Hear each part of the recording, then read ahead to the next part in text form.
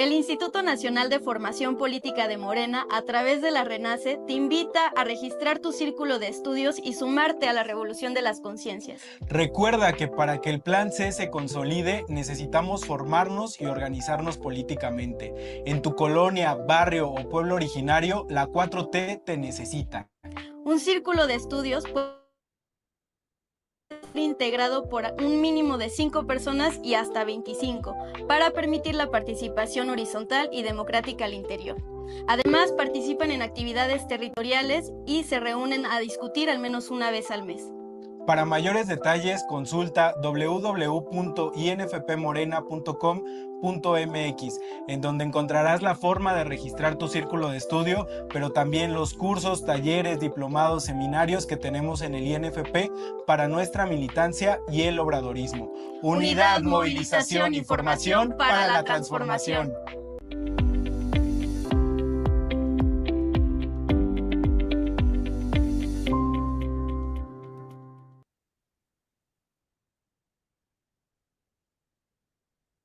Bueno, hola, buenas tardes, compañeras y compañeros.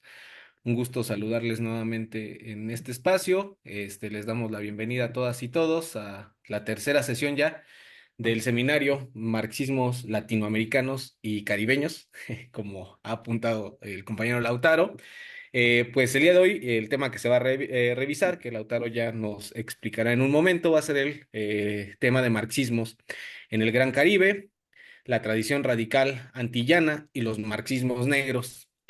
Como habrán visto, quienes entraron hace un momento a la sesión, hay una pequeña invitación por parte del instituto para conformar círculos de estudio. Entonces, compañeros militantes acá en México, también la información con respecto a esto la podrán encontrar en las redes del Instituto Nacional de Formación Política, para que quien así lo desee, pues también pueda participar en su práctica militante desde esa actividad. A los compañeros inscritos en el seminario les recordamos que las lecturas se están cargando en el canal de Telegram y que pocas horas antes de iniciar cada una de las sesiones del seminario estaremos colgando el enlace de Zoom para que se puedan unir a la sesión. No obstante, esta es una sesión eh, recurrente, entonces si no llegaran a no ver el enlace de Zoom en el grupo de Telegram, no se preocupen, es el mismo enlace que usaron una semana antes, entonces con ese mismo enlace podrán entrar a todas las sesiones. Vale, pues bueno, sin más dilaciones, sin más aclaraciones técnicas, Lautaro, te damos la bienvenida otra vez en este espacio para que nos compartas pues bueno, el tema del día de hoy y nos guíes en este análisis. Bueno, muy bien, muchas gracias, Diego. Gracias a todas y a todos por acompañarnos otro lunes. Ahí, bueno, como les comentaba el compañero, hoy vamos a hacer una especie de corrección del título restringido y limitado de este seminario. Cuando hablamos, lo decíamos al comienzo, de marxismos latinoamericanos, estamos incluyendo, por supuesto, a las y los marxistas del Gran Caribe, una tradición que espero lo verán tan amplia, tan densa y tan compleja que simplemente vamos a hacer una especie de vuelo, de recorrido a vuelo de pájaro para presentar más que nada, en primer lugar, el Caribe como espacio histórico, geográfico, económico, cultural e intelectual. Vamos a trabajar, por supuesto, sobre sus particularidades, vamos a reponer, ya lo verán, desde lo más básico, cosas cuasi escolares como trabajar con un mapita, porque partimos un poco de su parer, espero que equivocadamente, de que no es el espacio que en general más estudiamos ni en la escuela, ni en la universidad, ni en la formación política de nuestros movimientos. Así que queremos como reponer un poquito algunas coordenadas, insisto, muy, pero muy elementales del Caribe. Para quienes quizás se estén incorporando recién en esta tercera sesión, simplemente comentarles y volver al programa original de este seminario, que también está cargado en el mismo drive que mencionaba Diego con la bibliografía. Comentarles que esta tercera clase está de alguna forma cerrando el bloque introductorio, que es un bloque un poco más histórico. Nuestra idea era, insisto, ubicar histórica y espacialmente a los marxismos de nuestra región. Un poco la primera clase partimos, por supuesto, de la tradición clásica del marxismo de tipo europeo, vimos algunas cosas sobre los fundadores de la tradición, de Marx, de Engels, trabajamos sobre todo con algunos textos tardíos que nos permitían quizás enfocar un poco más correctamente los problemas específicos de nuestra región y lo que vamos a ver a partir de la próxima clase como una serie de temas barra problemas que van a estructurar el seminario. Insisto, lo que sigue no va a estar ordenado en un sentido cronológico, tampoco va a estar estrictamente ordenado por autoras o por autores o por líderes o lideresas, sino que vamos a seguir más bien el camino de debates concretos, políticos, intelectuales, de cierta urgencia de esta tradición, pero bueno, antes de eso tenemos que cerrar un poco esta mirada global. En la segunda clase, la clase anterior del otro lunes, habíamos trabajado, si recordarán, sobre la llegada de las primeras ideas socialistas a América Latina, primero tratándose de ideas muy vagas, muy generales, hablamos de una especie de gran familia de conceptos y sensibilidades y figuras de este primer socialismo que de alguna forma convivía y a la vez competían en su seno tradiciones estrictamente marxistas, socialistas utópicos, anarquistas, anarcosindicalistas e incluso hasta vimos socialistas de inspiración cristiana. Pero bueno, un poco esa historia que trazamos, si recuerdan la última clase con el debate entre Michel Lowy, Agustín Cueva, con algunos historiadores que venimos ya trabajando de la historia del marxismo, vamos a ver que trabajamos sobre un sesgo latinoamericanocéntrico bastante pronunciado. En general hablamos de los países de Sudamérica, de México, un poco, bastante limitadamente de Centroamérica, pero el espacio caribeño nos quedó completamente por fuera, digamos. Fue un poco una lección, pero un poco, hay que decirlo, y es nuestro punto de partida para esta clase, es una limitación concreta que encontramos en la mayoría de las historias de las que disponemos hasta la fecha sobre el marxismo de nuestra América, ¿no? Muy limitado al espacio latinoamericano, al territorio continental. Por eso es que en esta tercera clase y cerrando este bloque introductorio, vamos a trabajar, como les comentaba Diego, sobre el espacio del Gran Caribe, definiéndolo en primer lugar como un espacio geográfico e intelectual y después viendo algunas coordenadas muy básicas, muy elementales de la extensa y complejísima historia de la cuenca del Caribe, a través de dos autores muy interesantes, realmente dos gigantes del pensamiento caribeño, como han sido el dominicano Juan Bosch y el trinitense Eric Williams. Y después nos vamos a preguntar por la existencia o no de un marxismo específicamente caribeño. Nos vamos a preguntar si vale la pena hablar de un marxismo específico de este espacio. Y vamos a trabajar también sobre la cuestión de los marxismos negros o los negros marxistas en función de una pregunta y de un artículo que les dejé para lectura que nos plantea Ramón Grossfogel. Esa es más o menos la idea de hoy. Creo que podemos seguir aproximadamente la misma metodología que las otras clases, que es hacer un rato de exposición, una hora y cuarto, una hora y media como mucho, y después dejar un espacio para hacer un intercambio, escuchar preguntas, intervenciones, aportes y terminar un poco de redondear. Lo que insisto y quisiera ser bastante enfático con esto es apenas un paneo muy general. Podríamos trabajar muchísimo tiempo en torno a estos contenidos e incluso eso requeriría de una experticia que no tengo, digamos. Realmente conozco pocas personas que conozcan la totalidad del pensamiento caribeño. En general se tiende a segmentar por autores, autoras, periodos históricos o bueno, haciendo una serie de cortes en el espacio Caribe que vamos a ver a continuación. Bueno, hecho un poco ese planteo, simplemente recordarles que, como decía Diego también, está la bibliografía en este drive que compartimos en común, que vamos actualizando semana a semana.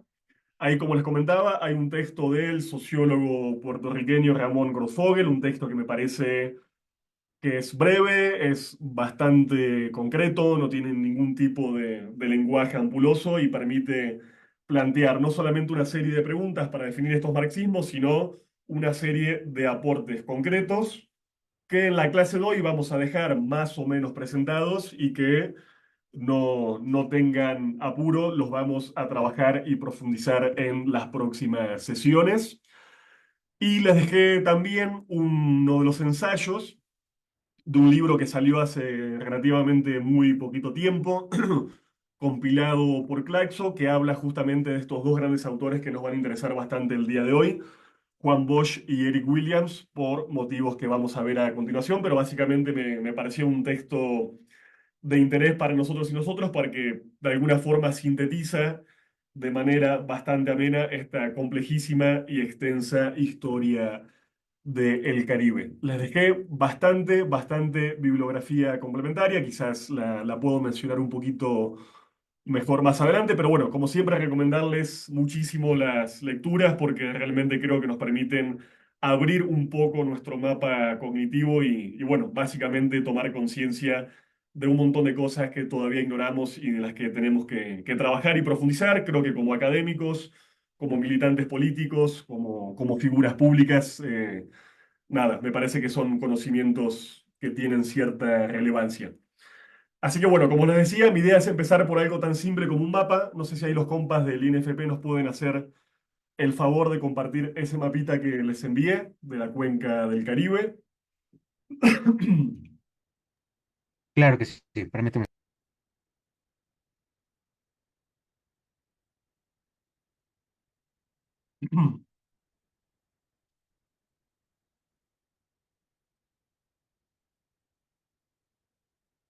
También.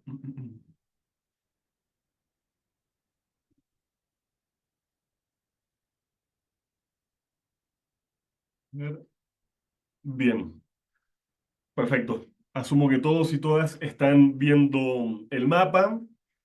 Primero decir que este mapa se lo debemos a un colega y amigo, un investigador español muy conocedor del espacio caribeño que hizo esta reconstrucción de la cuenca del Caribe en un libro que incluso también les dejé un fragmento en la bibliografía complementaria que se llama Marxismo Negro, el pensamiento descolonizador del Caribe anglófono. Él es Daniel Montañez Pico y desde ya agradecerles, excusarme por este robo temporal y recomendarles su lectura.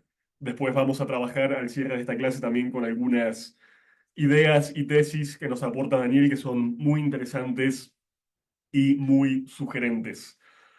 Primero, bueno, partir, insisto, de un espacio que, me disculparán si aquí estamos en presencia de caribeños y caribeñas, sé que sí, pero es más que nada para hacer un piso en común y que tengamos básicamente la capacidad de ubicar geográficamente algunos países para entender también desde qué espacio y desde qué situacionalidad están pensando algunas de las figuras de las que vamos a hablar.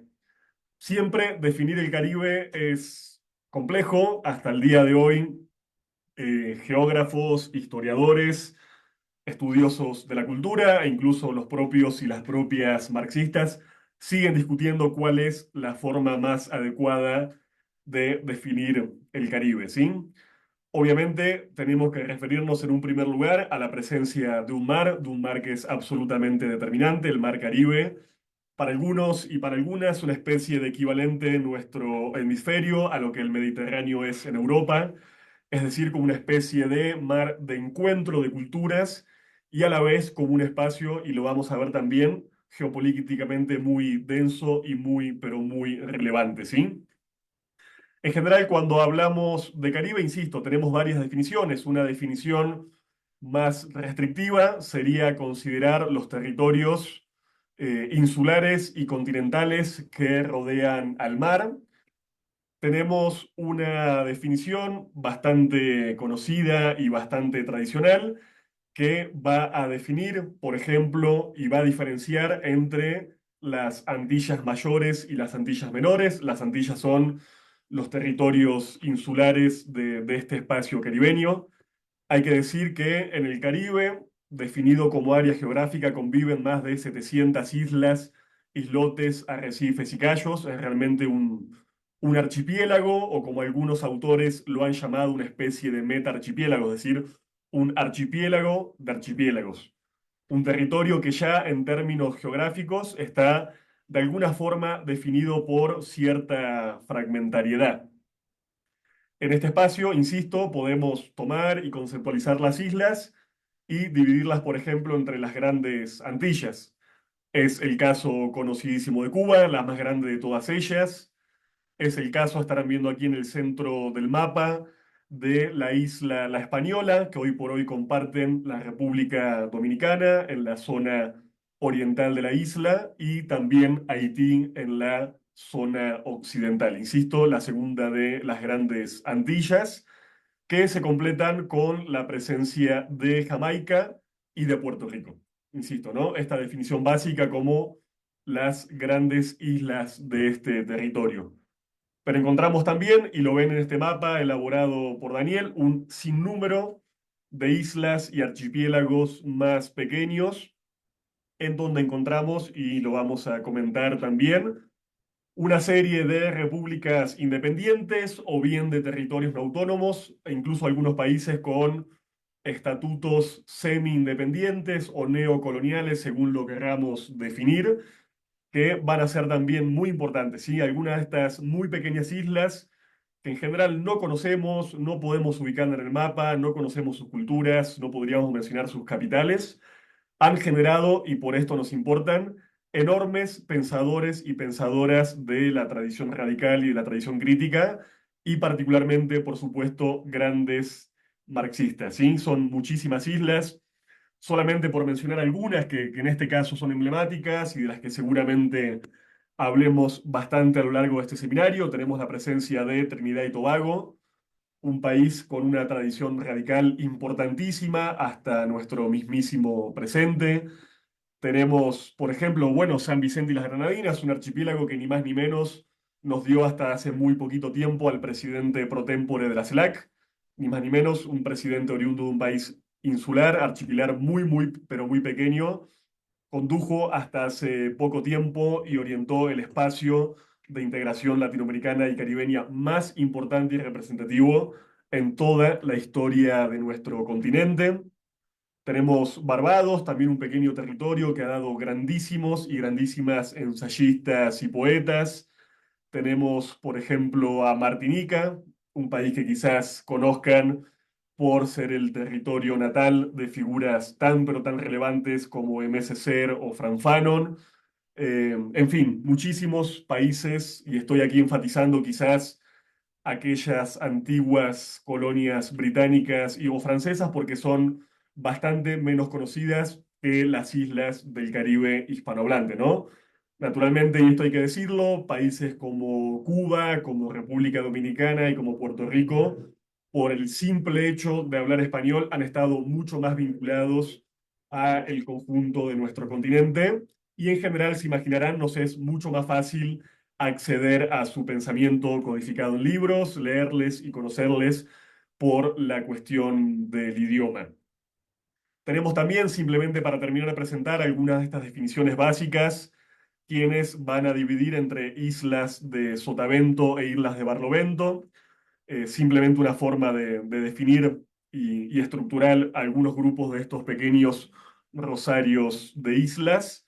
Y tenemos también una definición que van a encontrar seguramente en algunos textos que les dejé, que es la de West Indies, ¿sí? Esta anglicanización de la idea de Indias occidentales, que todavía es de uso muy, pero muy frecuente en el Caribe anglófono, en Inglaterra y en otros países de habla inglesa. Entonces, insisto, tenemos un territorio muy, pero muy complejo que hasta ahí podemos definir, insisto, ¿no? Por la cercanía y la proximidad al mar Caribe. No, no hay mayores dudas sobre el carácter caribeño de estas islas, grandes o pequeñas que estamos mencionando, pero de alguna forma la complejidad aparece cuando nos empezamos a preguntar por el carácter caribeño de territorios continentales que tienen alguna costa que da al mar Caribe.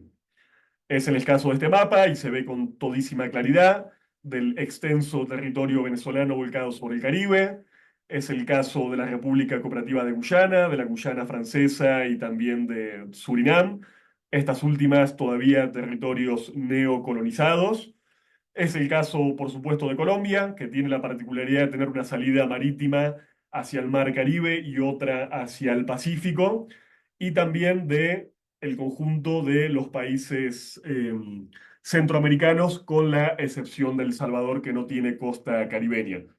Obviamente aquí el debate, insisto, es mucho más fino y en general cada país, cada tradición intelectual ha definido de manera diferente qué parte, insisto, de esos extensos territorios continentales pueden ser considerados o no caribeños. Tenemos el caso de países como Panamá, por su misma geografía, muy, pero muy expuesto a esta influencia caribeña en términos de cultura, de lenguas, de gastronomía, y tenemos también, insisto, territorios mucho más complejos como Colombia, que no podríamos bajo ningún punto de vista reducir solo a la presencia o a la cultura caribeña, y sin embargo hay que decir que esta ocupa un lugar bastante importante en el país. Por eso es que algunas otras definiciones buscan ser incluso un poco más amplias y van a hablar del Gran Caribe, incluyendo en esta macro definición a los territorios insulares que mencionábamos, las pequeñas y las grandes Antillas, y al conjunto de estos territorios continentales volcados sobre el Caribe, incluyendo a los países del norte de Sudamérica, a las repúblicas caribeñas e incluso muchísimos o algunos autores van a considerar incluso al Golfo de México, es decir, a las costas de México y de los Estados Unidos. Insisto, son definiciones en pugna, en debate, hay toda una serie de consecuencias políticas de definir al Caribe de tal o cual manera, pero bueno, pensemos este espacio como un espacio, insisto, definido por lo menos geográficamente por cierta fragmentariedad y también predispuesto al encuentro y al cruce de culturas, como vamos a ver más adelante. Hasta ahí sería hablar del Caribe ante todo como un área geográfica, ya de por sí bastante compleja. Ahora, si queremos pensar o definir al Caribe como área lingüística, tendríamos todavía muchísimos más dolores de cabeza a la hora de constatar la coexistencia como idiomas oficiales y a veces como idiomas no oficiales, e incluso como idiomas perseguidos por los propios estados, no solamente de las lenguas coloniales, naturalmente del español, del inglés, del francés y del holandés, sino una serie de lenguas creoles. Después, si quieren, podemos profundizar un poco más en eso en la parte del debate, que surgen de la mezcla de ciertos pequeños trazos de las lenguas indígenas, pero sobre todo de las lenguas importadas desde el África, con fenómenos como la trata y la esclavitud, y a la vez mestizadas, mezcladas con toda una serie de vocabularios tomados de las lenguas creoles, de las propias lenguas coloniales. Entonces vamos a encontrar lenguas creoles que en algunos casos van a asumir este nombre y en otros casos nombres diferentes en la gran mayoría de los países del Caribe, notablemente los países insulares, pero también incluso en territorios continentales. Obviamente esta especie de característica medio babélica que tiene el Caribe, esta coexistencia de lenguas, como les decía, dificulta mucho acceder a estas tradiciones de pensamiento porque están codificadas en muchas lenguas diferentes y en general no encontramos, por motivos que vamos a ver, vinculados al racismo epistémico y también a la colonización epistémica, en general no tenemos acceso ni traducciones de estas lenguas creoles, por ejemplo, el caso de las lenguas coloniales que hablamos en nuestro continente, o por lo menos las lenguas de origen colonial. Si quisiéramos, por ejemplo, y lo vamos a ver un poquito más adelante, definir este espacio como zona cultural, también encontramos un montón de diferencias, y lo mismo si la queremos definir como un área, por ejemplo, intelectual. ¿Sí? Entonces, bueno, partiendo de todas estas complejidades, les dejé en la bibliografía complementaria un libro de un autor, literato y ensayista cubano que se llama Antonio Benítez Rojo, un libro que se llama La isla que se repite. Es un libro realmente bellísimo, muy, pero muy bien escrito, muy audaz en sus hipótesis, muy seductor en su lenguaje, así que yo les recomiendo muchísimo si les interesa alguna especie de introducción a este espacio gran caribeño que puedan leer el libro La isla que se repite de Antonio Benítez Rojo. En todo caso, si lo quisieran, les puedo dejar el libro completo en PDF. Obviamente Benítez Rojo parte de todas estas dificultades, ¿sí? De la fragmentación cultural, lingüística y territorial del espacio caribeño. Y se va a preguntar, naturalmente, y es la pregunta que nos vamos a hacer nosotros y nosotras el día de hoy, bueno, entonces, ¿cómo podemos definir el Caribe frente a tantas y tamañas dificultades? Y él lo que nos va a plantear es la idea, siguiendo a una serie de autores y de autoras, de que el Caribe no puede ser definido solamente como un área geográfica, como un área lingüística o cultural, porque en esas dimensiones, insisto, prevalece la fragmentación y la irregularidad, sino que tenemos que pensar al Caribe como un área social o como un área societal. Y ahora vamos a explicar esta idea del Caribe como área societal. Primero, insisto, Benítez Rojo va a mencionar alguna serie de irregularidades históricas que después también podemos profundizar con Eric Williams y Juan Bosch. Obviamente, estamos en presencia de una conquista europea. Como ustedes muy bien saben, fue precisamente en las islas caribeñas donde empezó el proceso de colonización española de nuestro continente y donde después también otros imperios rivales comenzaron a generar proyectos coloniales alternativos. Entonces, esta idea, este proceso histórico de la conquista europea que empieza hacia finales del siglo XV y la coexistencia de muchos proyectos imperiales son, digamos, características históricas comunes al Caribe. Tenemos también un factor que va a ser importante, que es la práctica, pero no total, desaparición de los pueblos indígenas. Ustedes saben que entre 1492 y aproximadamente 1530, es decir, apenas en los primeros 30 o 40 años de colonización española, buena parte de las poblaciones indígenas, sobre todo de las Antillas Mayores, va a ser exterminada por las formas de trabajo coactivas que les fueron impuestas, por la propia conquista militar, por la difusión de una serie de enfermedades. ¿Sí? Entonces, esta merma notable del componente étnico e histórico de los pueblos indígenas va a ser también otra característica definitoria importante en el Caribe y sin embargo, por supuesto, van a quedar reductos de población indígena en algunas islas, sobre todo en algunas pequeñas Antillas, y por supuesto estos componentes indígenas después se van a mezclar con otros componentes étnicos raciales. Tenemos, como lo vamos a ver, la presencia de una nutrida diáspora africana, víctima de las políticas de trata y de la esclavitud, que por supuesto va a definir la composición étnico-racial y la cultura del conjunto de estos países caribeños. Obviamente que en composiciones y grados diferentes según de qué territorio estemos hablando en particular. Vamos a encontrar también la presencia, y este es un tema importante a ver con Benítez Rojo, de una economía de tipo de plantación. Vamos a encontrar también, y esto es un fenómeno migratorio un poco más tardío que en general se desconoce, la presencia importantísima, sobre todo en algunas ex colonias británicas, de enormes corrientes migratorias llegadas del Asia. En buena medida y en muchos casos como poblaciones de reemplazo cuando la esclavitud y la trata empiezan a ser prohibidas y abolidas en algunos de estos territorios, y vamos a encontrar una rígida y prolongada dominación colonial que, insisto, según el país y el territorio, va a durar más o menos tiempo.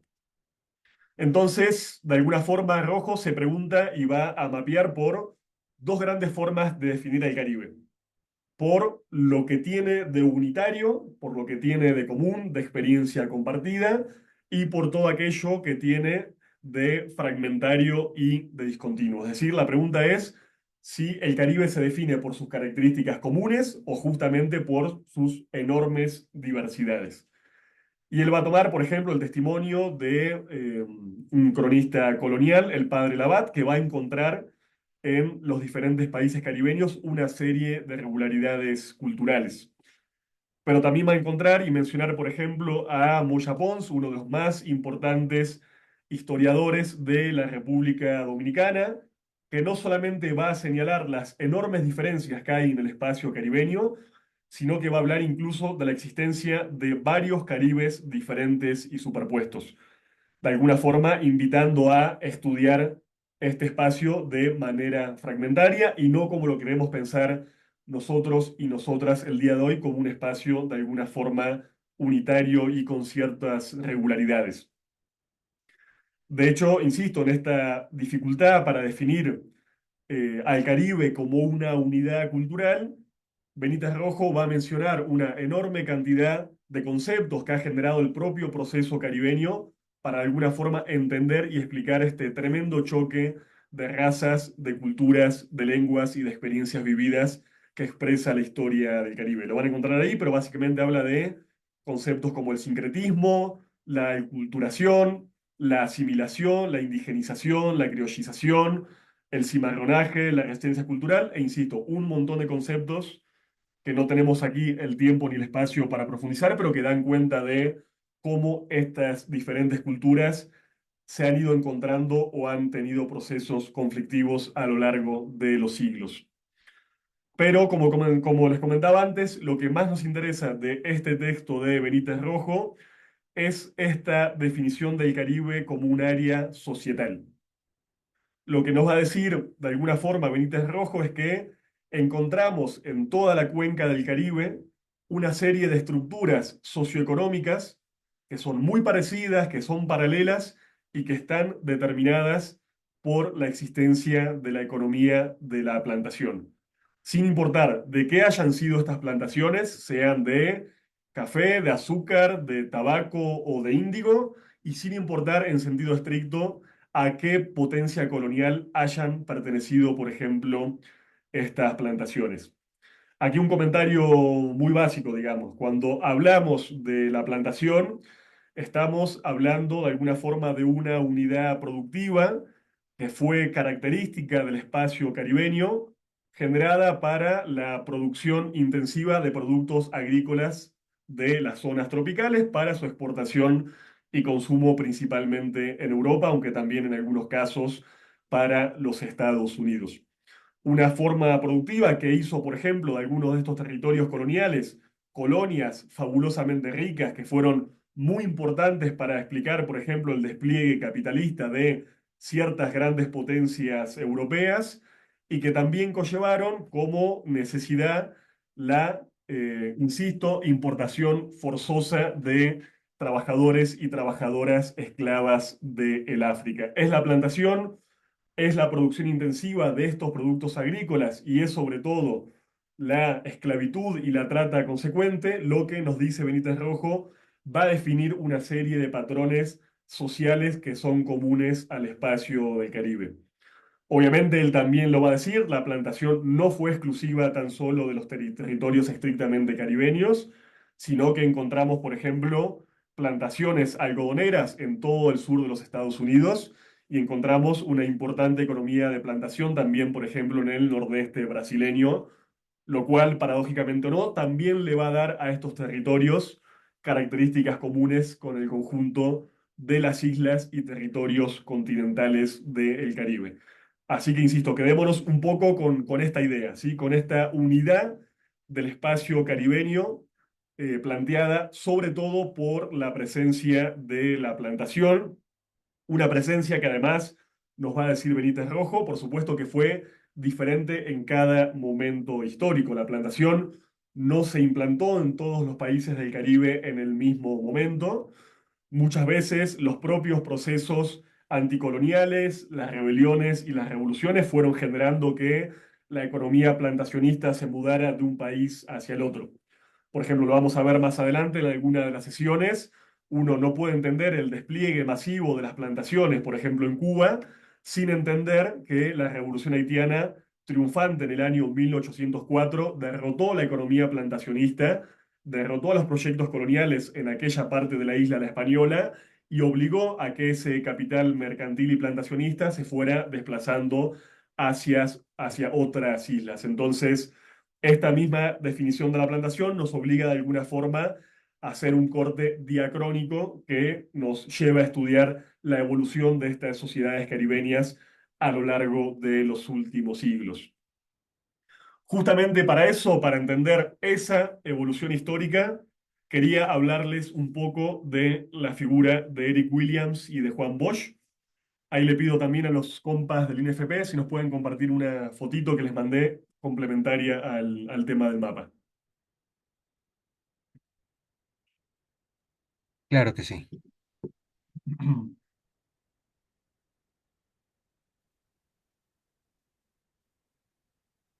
Bien, a ver si se me perdió el chat. Ahí preguntarles, con toda sinceridad, ¿conocían a estas dos figuras? Juan Bosch, quien está a su izquierda, Eric Williams a su derecha, intelectuales y políticos del Caribe de los que vamos a hablar un poquito ahora. A ver qué me dicen. Bosch sí, Williams no, no, no, no, carita triste, a Bosch sí. Bien, creo que tenemos, bueno, mira, una excepción ahí que conoce a Williams. Podemos decir, a ver, 50% desconocimiento total y del otro 50% la mayoría conoce más bien a Bosch que a Eric Williams. Bueno, estas figuras, gente, son absolutamente fundamentales, no solamente para la historia de sus respectivos países, sino para el conjunto del Caribe y, me atrevo a decir, sin riesgo a equivocarme, para el conjunto de América Latina y el Caribe. Son dos figuras absolutamente descollantes del siglo XX caribeño que comparten casualmente un montón de similitudes, ¿sí? Ahora que nos preguntamos por las similitudes y las regularidades del espacio caribeño, hay que decir que las propias trayectorias biográficas, políticas e intelectuales de estos personajes se tocan en más de un punto. A ver, empecemos con Williams, quien me dicen que es el menos conocido. Bueno, él es trinitense, oriundo de la isla de Trinidad y Tobago. Él es una figura muy importante porque fundó el primer gran partido nacionalista de su país, el Movimiento Nacional del Pueblo, en el año 1956. Tenemos que pensar, para pensar en estos dos autores, que por supuesto el fin de la Segunda Guerra Mundial y el proceso de descolonización que empieza primero en África y después se extiende al Asia en diferentes oleadas históricas, va a generar también, por supuesto, mucho revuelo en el Caribe, espacio en el que, vamos a ver justamente con estos autores, coexistieron muchísimos proyectos coloniales. ¿Sí? A la salida de la Segunda Guerra Mundial, la inmensa mayoría de los países del Caribe, de todos los Caribes que caben en el Caribe, seguían siendo territorios colonizados de una forma o de otra. Entonces, va a haber una verdadera ebullición en esas décadas y se imaginarán también, por supuesto, que la Revolución Cubana de 1959 generó un impacto enorme, no solamente en América Latina, algo que sabemos de sobra y que solemos estudiar, sino también, por supuesto, en las vecinas islas del Caribe. Entonces, en este momento de fermento anticolonial, van a surgir una serie de intelectuales anticoloniales y de formaciones políticas muy, pero muy importantes, ¿sí?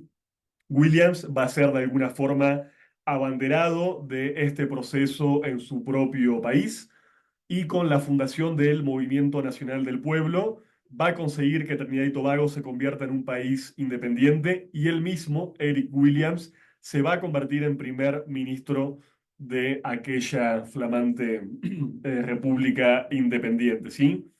La historia de Williams, como la de buena parte de la intelectualidad del Caribe anglófona, está muy vinculada, por supuesto, al tema de Inglaterra. Él hizo una estancia para estudiar allí, se formó originalmente como historiador e hizo su doctorado en la Universidad de Oxford, ¿sí?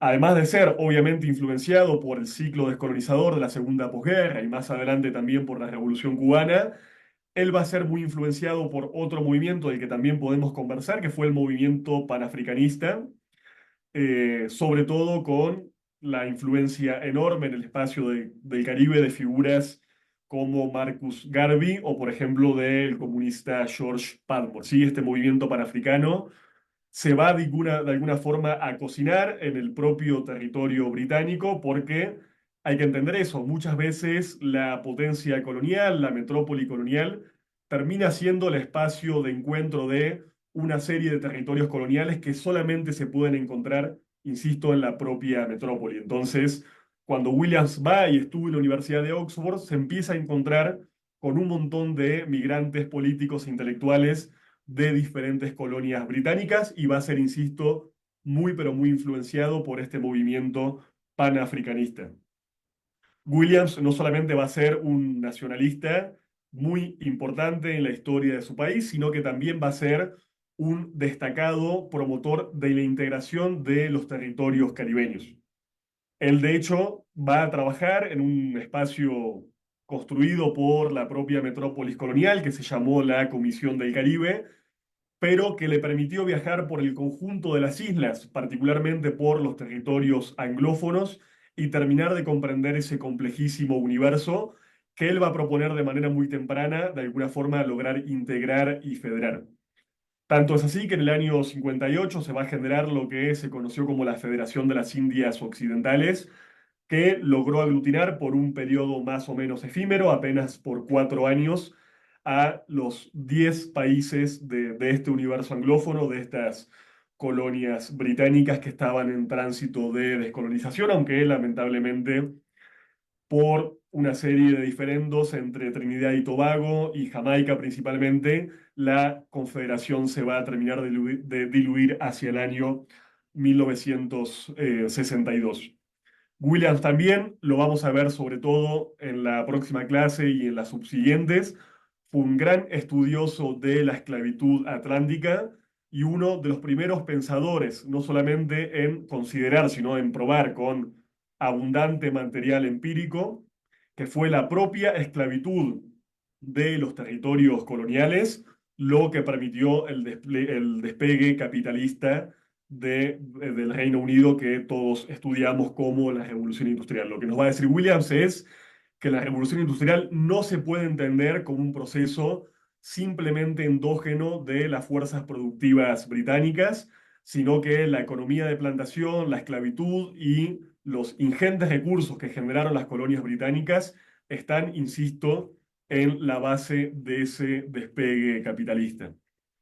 Ahí pasa algo interesante, lo comentábamos un poco en la primera clase de este seminario, es que no siempre es tan fácil definir qué figura es o no un marxista en sentido estricto.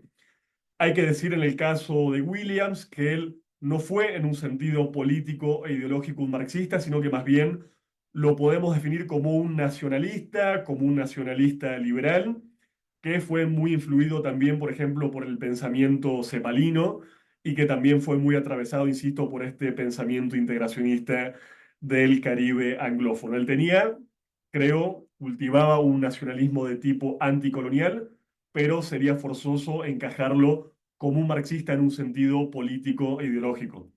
Sin embargo, si lo consideramos aquí en esta clase y en este seminario, es porque, primero, el pensamiento del propio Eric Williams fue fundamental para enriquecer los marxismos de América Latina y del Caribe, y también porque él va a ser muy influenciado por el propio pensamiento marxista, incluso a través de amigos y colegas, colaboradores muy estrechos, como es el caso de C.L.R. James, una figura también oriunda de Trinidad y Tobago que vamos a trabajar cuando hablemos un poco más de la esclavitud y del caso de la revolución haitiana. Entonces, insisto, el marxismo como forma de análisis, como serie de categorías, como metodología, no siempre se corresponde a una identidad política e ideológica.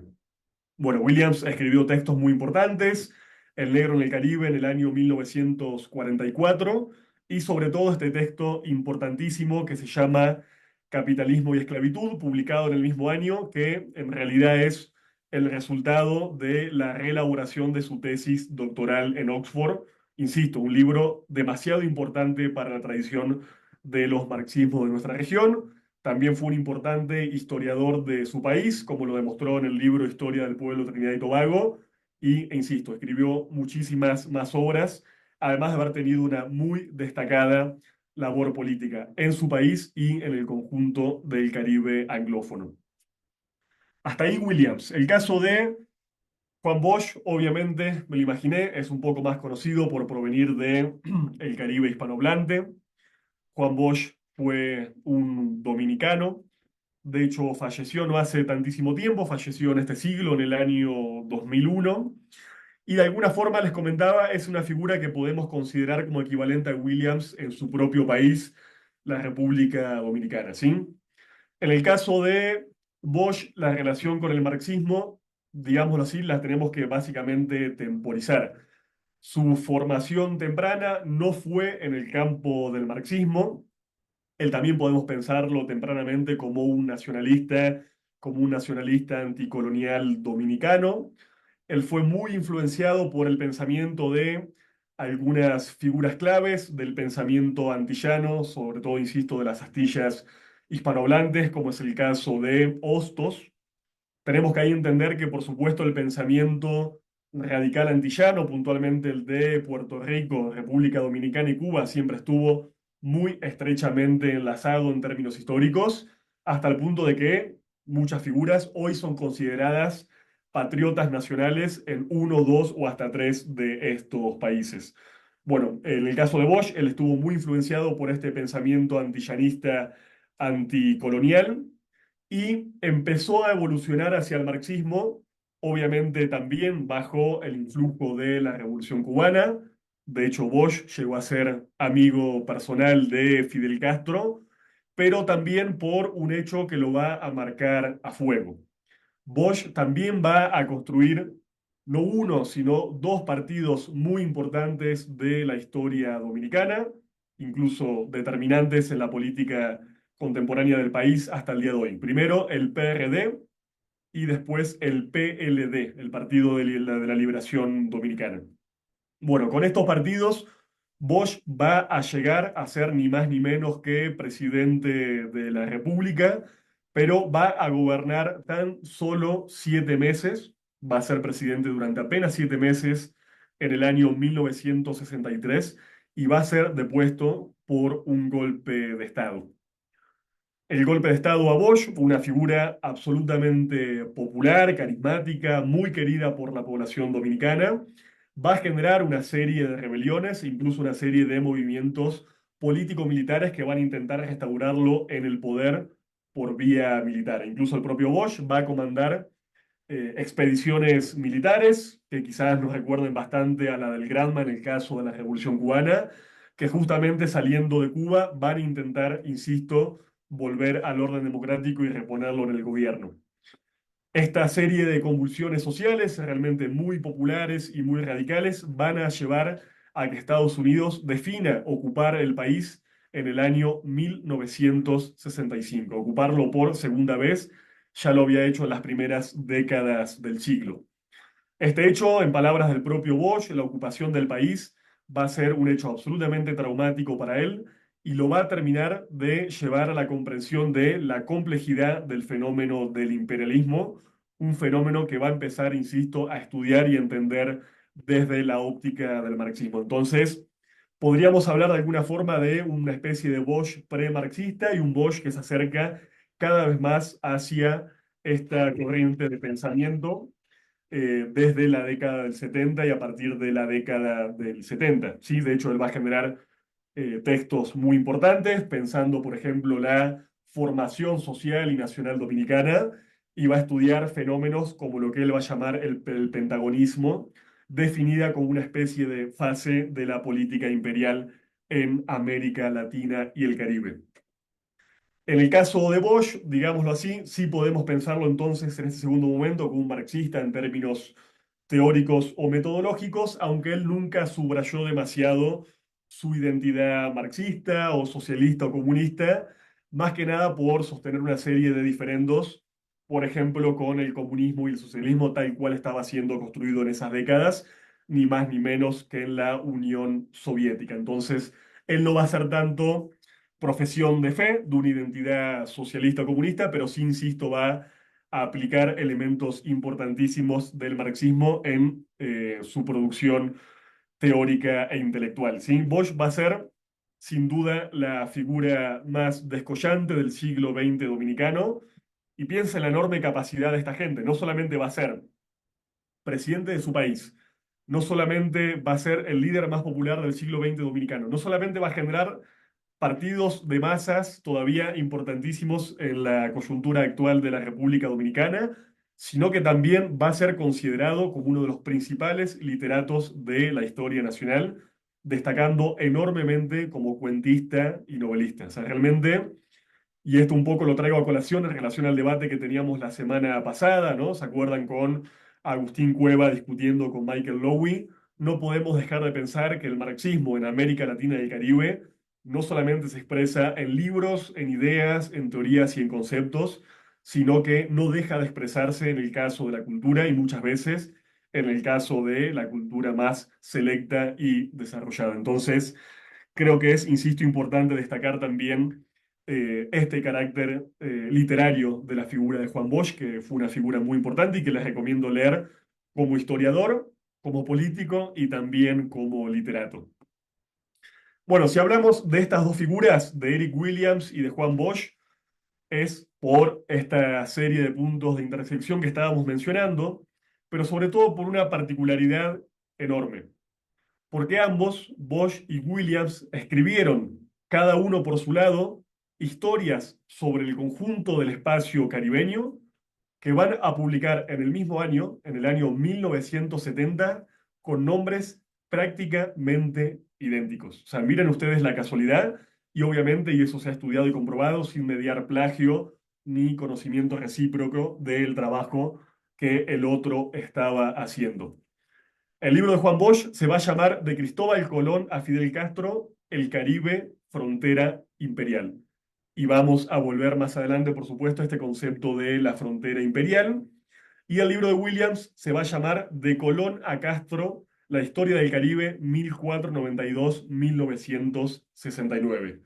Insisto, dos autores, dos caribeños, escribiendo libros con enfoques muy parecidos y haciendo exactamente el mismo recorte, tomando la llegada de Colón a las Antillas en 1492 como punto de partida de la historia moderna del Caribe y tomando a la Revolución Cubana como gran hito de la historia contemporánea y como parteaguas histórico del siglo XX en nuestra región. Obviamente esta coincidencia de objetivos y de títulos no va a implicar que los análisis ni que tampoco los conceptos sean exactamente equivalentes, pero sí vamos a ver una serie de aires de familia. Por eso yo les comentaba al comienzo, les dejé un ensayo de este libro compilado por Claxo que presenta una serie de interpretaciones y análisis sobre esta feliz coincidencia en la obra de Williams y de Juan Bosch. ¿En qué cosas sí van a coincidir ambos autores? Bueno, primero en decir, como ya lo había dicho el propio Williams y antes otras figuras, que tenemos que situar la relevancia estratégica del Caribe para pensar el desarrollo capitalista en Europa, en primer lugar, y después para entender la fenomenal expansión económica y geopolítica de los Estados Unidos, que como ustedes bien saben, va a comenzar con la conquista de México a mediados del siglo XIX y se va a consolidar con la conquista de una serie de territorios caribeños hacia 1898. Insisto, no podemos pensar la historia de las grandes metrópolis coloniales, no podemos pensar ni siquiera la historia de las grandes revoluciones burguesas que estudiamos en el colegio, en las universidades, como es el caso de Francia o Estados Unidos, sin situar la importancia tremenda del Caribe, sin pensar en el comercio triangular entre el Caribe, África y Europa, con productos manufacturados, con esclavos y productos tropicales que viajan en esa especie de comercio triangular. Entonces, este punto de partida tiene que ver con, insisto, situar al Caribe en la propia historia y geopolítica global. Otro punto de partida común de ambos autores va a ser, por supuesto, y lo veíamos también con Antonio Benítez Rojo, pensar y mencionar la fragmentación territorial e identitaria que hay en el Caribe. No podemos dejar de pensar a un Caribe definido también por su heterogeneidad histórico-estructural.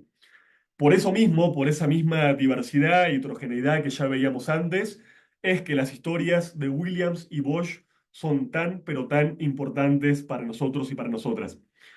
Primero, porque utilizan obviamente categorías y parte del marco conceptual del propio marxismo, de las teorías críticas en general negras y afrondillanas, pero también porque van a ser las primeras historias globales del espacio caribeño, a lo largo de un periodo absolutamente dilatado de 5 siglos, o de, para ser estrictos, 4 siglos y medio. Entonces, el gran aporte es que por primera vez, y recién hace medio siglo, tenemos las primeras historias completas e integrales del conjunto del Caribe.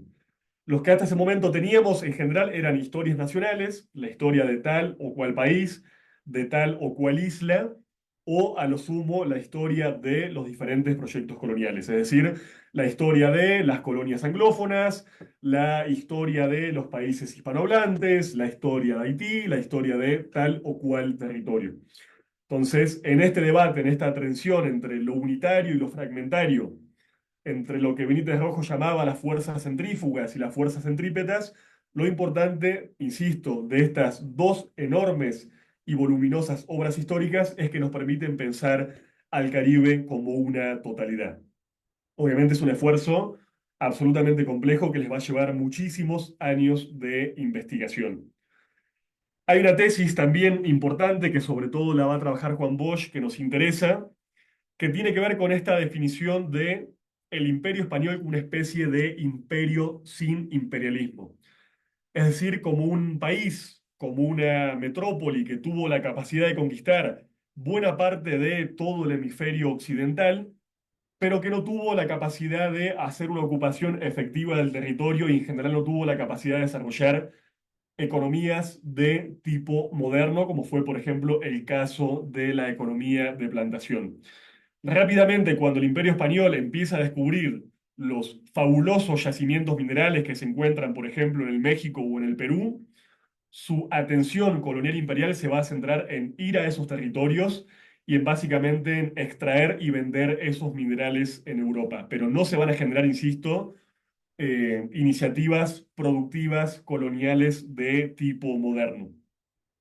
Esta tesis es clave porque para Juan Bosch va a estar esta idea detrás de la explicación de por qué se va a empezar a generar una especie de vacío en la conquista española y por qué España va a empezar a descuidar una serie de territorios que nuevas potencias coloniales, notablemente es el caso de Gran Bretaña, es el caso de Francia, pero también después de Holanda, incluso de Suecia y de Dinamarca, van a ver esos puntos flacos y van a empezar a conquistar, insisto, diferentes territorios abandonados de alguna forma por España. No podemos entender esta fragmentariedad del espacio caribeño y no podemos entender la coexistencia de diferentes proyectos coloniales si no entendemos, insisto, por qué el Imperio Español fue de alguna forma débil para garantizar el control de ese vastísimo territorio. Es un poco esta idea la que nos lleva a este concepto tan importante de definir con Juan Bosch al Caribe como una frontera imperial, ¿sí? Lo que está definiendo Bosch cuando habla del Caribe como frontera imperial es que, de alguna forma, todo lo que acontece a lo largo de varios siglos en Europa tiene repercusiones inmediatas en el espacio del Gran Caribe. Cada guerra, cada operación de conquista, cada tratado de paz, cada cesión territorial que se dé en Europa va a tener implicancias inmediatas en el Caribe, lo que va a explicar, por ejemplo, que una serie de territorios insulares cambien de mano una, dos, tres o hasta 5 veces en esta historia de varios siglos que Bosch y Williams nos están narrando. Entonces, de alguna forma, lo que nos dice Bosch es que los imperios coloniales y sus disputas no terminan en territorio europeo, sino que terminan en el espacio caribeño, lo cual va a explicar incluso otra serie de fenómenos que no tenemos tiempo de tratar, como por ejemplo el corso, la piratería y toda una serie de cuestiones que han sido folclorizadas por la historia, el cine y demás.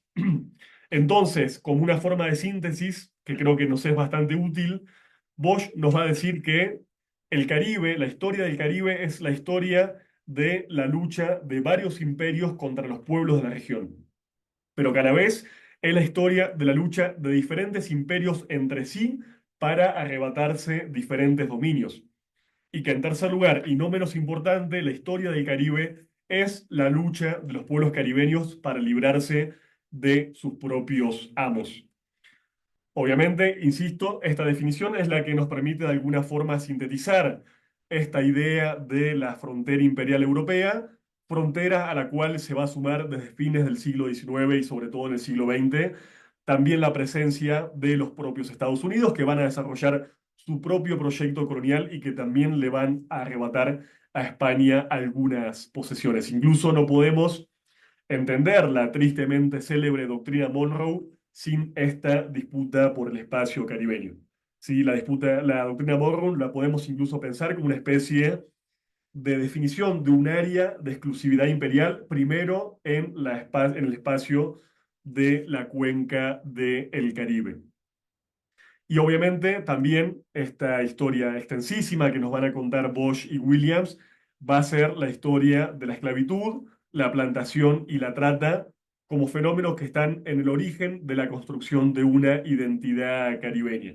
Si no podemos pensar fenómenos como el exterminio indígena, insisto, la esclavitud plantacionista sin entender esta disputa de diferentes proyectos imperiales. Entonces, insisto, les vuelvo a recomendar que puedan leer este pequeño ensayo del libro de Claxo o si quieren directamente les puedo, por supuesto, subir las historias de Bosch y Williams. En el caso de Williams la tengo en inglés y en el caso de Bosch, por supuesto, disponible en español.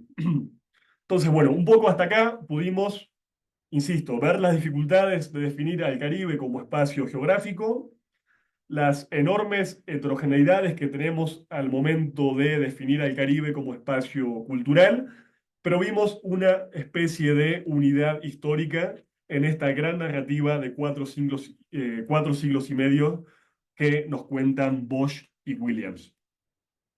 También les dejé, porque ahora vamos a empezar a pensar al Caribe como un área específicamente intelectual, otro material también de Claxo muy interesante que es una antología del pensamiento crítico del Caribe, ¿sí? De las Antillas anglófonas, francófonas, neerlandesas, que excluye a los países del Caribe hispanohablante y Haití por, bueno, ser territorios un poco más conocidos y porque el propio Claxo incluso generó materiales particulares sobre esos universos intelectuales. Pero si quieren tener una especie de pantallazo general de una serie de figuras o autores, quizás expresados de forma un poco telegráfica, les recomiendo también que accedan a ese material que está como parte de la bibliografía complementaria.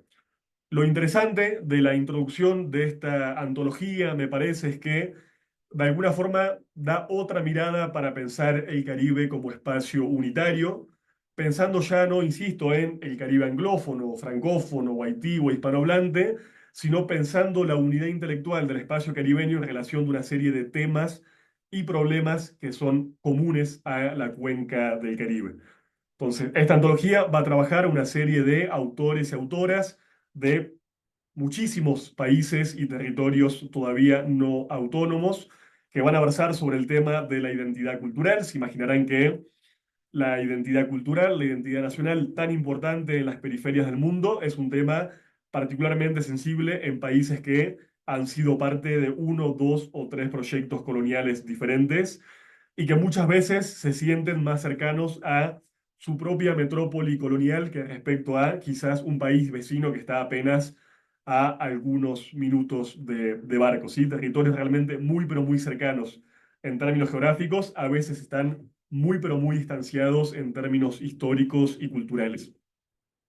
También muchos de estos autores van a pensar el tema de la negritud, un concepto que va a desarrollar primero el poeta, brillante poeta y ensayista martiniqués Aimé Césaire, que va a tener un impacto muy grande no solamente en el Caribe francófono, sino también en el propio África. Van a pensar, por supuesto, como lo comentábamos, la plantación.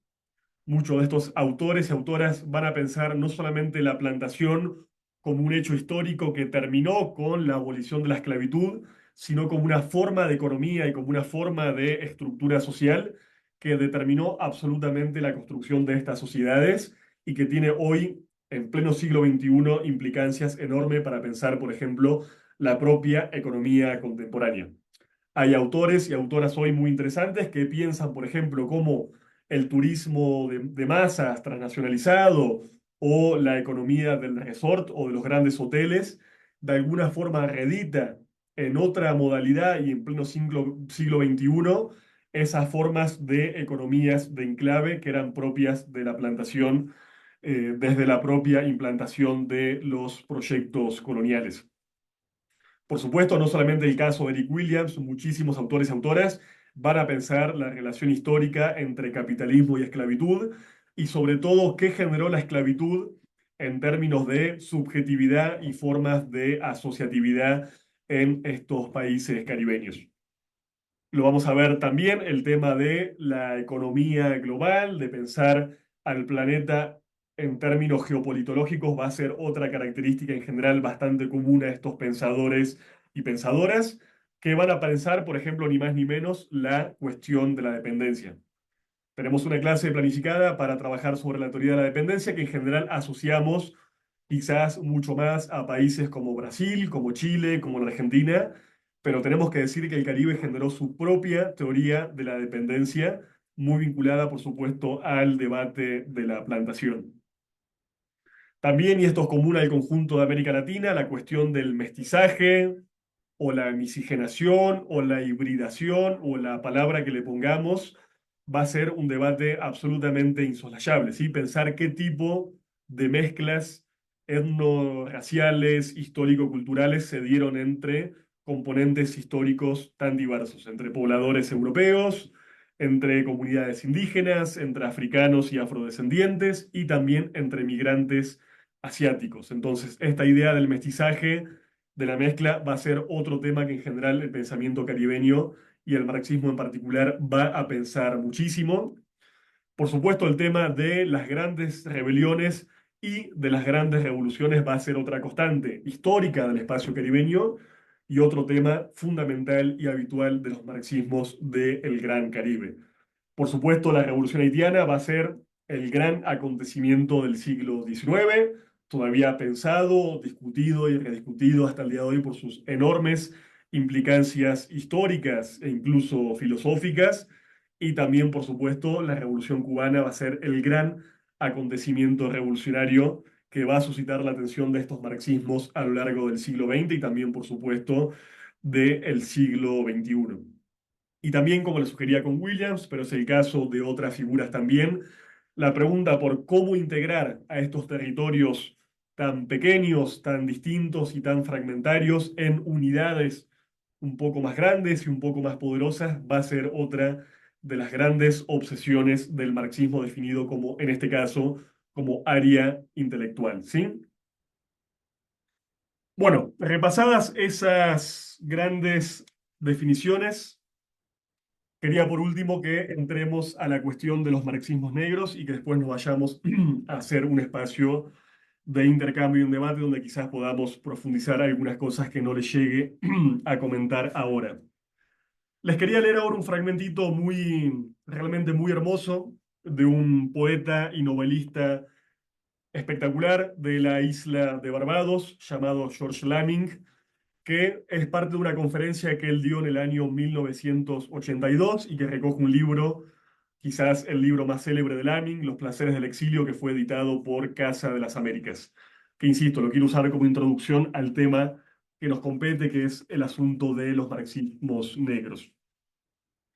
Nos llama Lamming en el año 1982. Sé que hay entre nosotros quienes tiemblan al sonido de la palabra sencilla y franca, negro, y quienes, pidiendo disculpas por su propia discriminación, anticipan nerviosamente un mensaje de raza.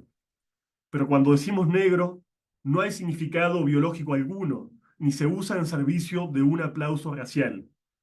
Cuando digo negro, es el nombre de una experiencia histórica, profunda y singular, vivida por un grupo determinado de hombres y mujeres cuya presencia en el mundo estaba destinada a transformar los ojos y los oídos del mundo, y cuya liberación final será la contribución decisiva a la liberación de toda la humanidad. Y es precisamente en este sentido que debemos percibir el significado de aquellos a quienes hoy honramos. porque cada uno de ellos ha luchado con coherencia para sanar y restaurar el ritmo y la belleza de ese cuerpo negro apaleado que Europa afirmó y sigue afirmando que es feo, tosco y carente de historia. Porque Europa y sus sucesores, los Estados Unidos, han sido atrapados en el hábito engañoso de verse a sí mismos no como una parte de la humanidad, sino como los custodios de todo destino humano.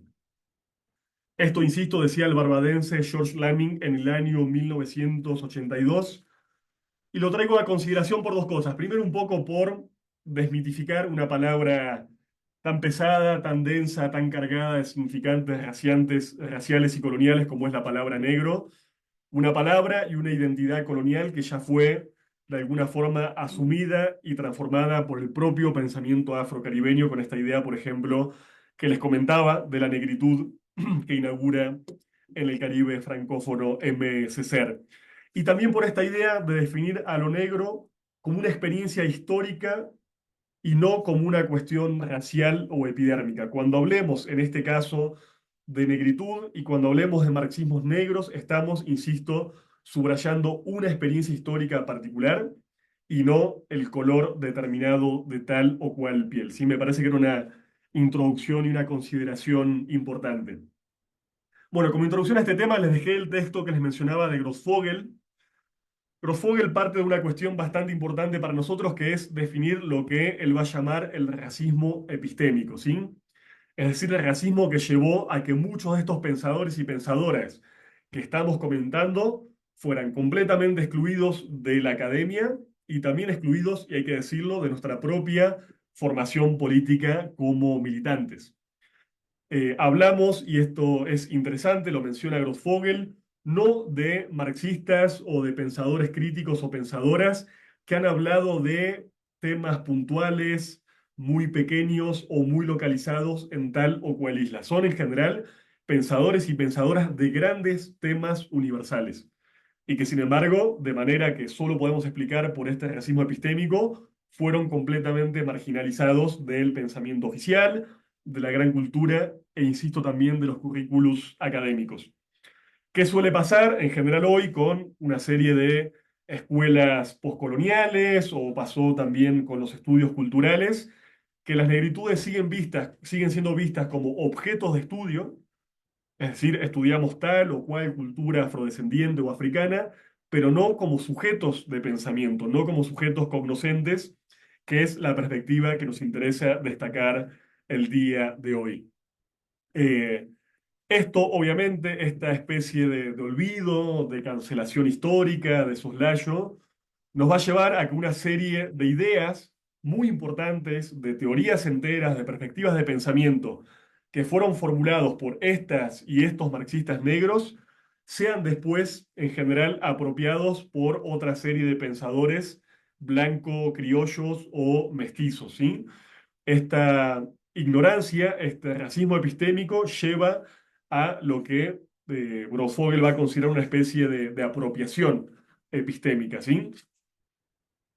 También otra cuestión que nos va a dar, me parece interesante como clave de análisis, este autor puertorriqueño, es que estas especies de modas o corrientes intelectuales, en general cultivadas en las academias del norte global, han capturado a muchos de estos intelectuales y los han desvinculado completamente de su militancia política y revolucionaria. La mayoría de estas figuras, y fue el caso notable, les mencionaba solamente el ejemplo, el botón de muestra de Juan Bosch y Eric Williams, son figuras que no solamente escribieron, teorizaron o hicieron parte de una cátedra, sino que fueron líderes y lideresas políticas absolutamente importantes que incluso comandaron procesos revolucionarios enteros. Habrán visto quizás o les habrá tocado escuchar estos especies de procesos de captura. Frank Fanon, por ejemplo, completamente desvinculado de su militancia revolucionaria y con su compromiso de vida y muerte con la liberación de Argelia. Por ejemplo, la captura de James como un pensador de los estudios culturales sin pensar su propia militancia marxista trotskista, o el caso, por ejemplo, de Stuart Hall, o en el caso de los Estados Unidos también de Angela Davis.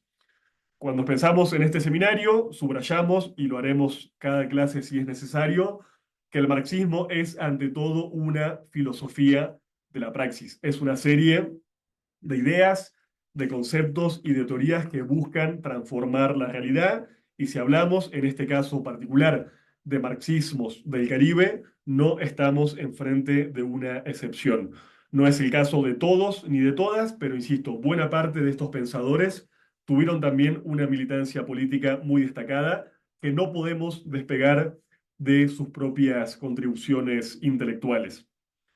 También esto lo dice Grofogel, se los comentaba yo un poco hace algunos minutos. A veces es difícil definir qué marxista lo es en un sentido intelectual o conceptual o ideológico o político, ¿sí? Incluso, y esto hay que entenderlo, quizás fue el caso del propio Williams, para muchas de estas figuras de alguna forma desidentificarse como el marxismo fue una forma de ruptura colonial, ¿sí? No podemos perder de vista que en esta época estructuras como la propia Comintern o incluso, por ejemplo, algunos partidos comunistas latinoamericanos o el propio Partido Comunista de la Unión Soviética no entendían la cuestión de la raza, de la clase, del Caribe y de la negritud de la misma forma que estos pensadores. De hecho, para buena parte del marxismo hegemónico en estas décadas, y lo vamos a ver un poquito más adelante, el propio racismo era pensado como una especie de superestructura del sistema capitalista y como una superestructura que de alguna forma iba a ser solucionada de manera automática con el propio desarrollo de las fuerzas productivas o con la consecución de una revolución de tipo socialista.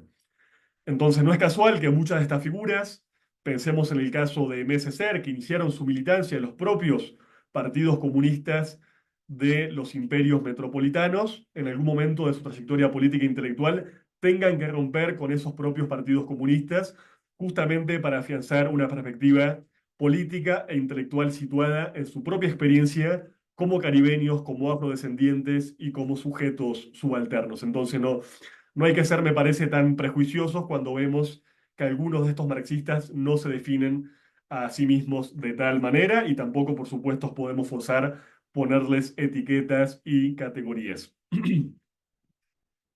Lo más importante del texto de Grossfogel es que va a sintetizar tres grandes teorías del pensamiento crítico contemporáneo que estudiamos el día de hoy, que son incluso muy importantes para nuestra propia perspectiva política, que tienen origen en los propios marxismos negros y unos orígenes que, como veíamos antes, justamente suelen no ser reconocidos por esta especie de racismo y apropiación epistémica que estamos viendo.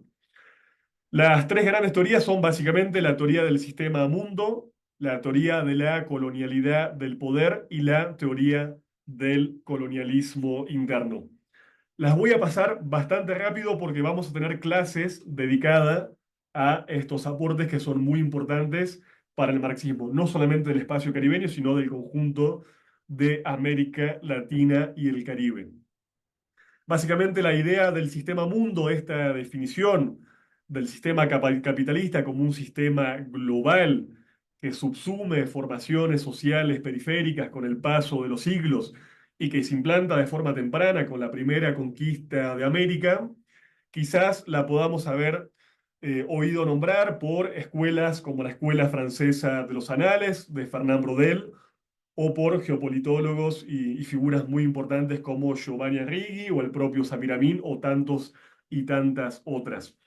Sin embargo, esta idea viene de un pensador trinitense, después radicado en los Estados Unidos, que es Oliver Cox, una de las figuras más brillantes de los marxismos de nuestra región, que vamos a trabajar con una clase en particular, no el próximo encuentro, sino el encuentro siguiente, ¿sí? Otra teoría bastante conocida es la del colonialismo interno, ¿sí? Esta idea de que en nuestras propias repúblicas, por ejemplo, independientes, permanecen relaciones de colonialidad, por ejemplo, entre el Estado y poblaciones subalternas, sean indígenas o afrodescendientes.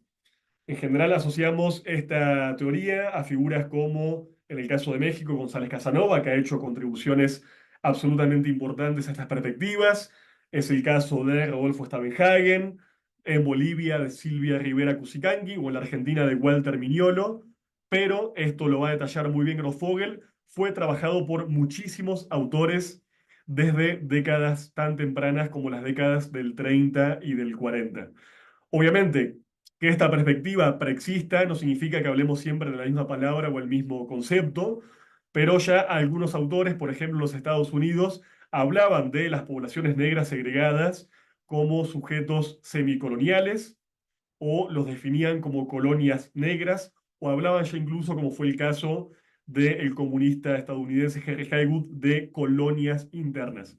Entonces, esta idea de la continuidad de relaciones coloniales a lo interno de las repúblicas no es una novedad, no fue inventada por intelectuales blanco-criollos, sino que es una tradición de pensamiento muy larga que proviene de la tradición radical negra y de los marxismos negros.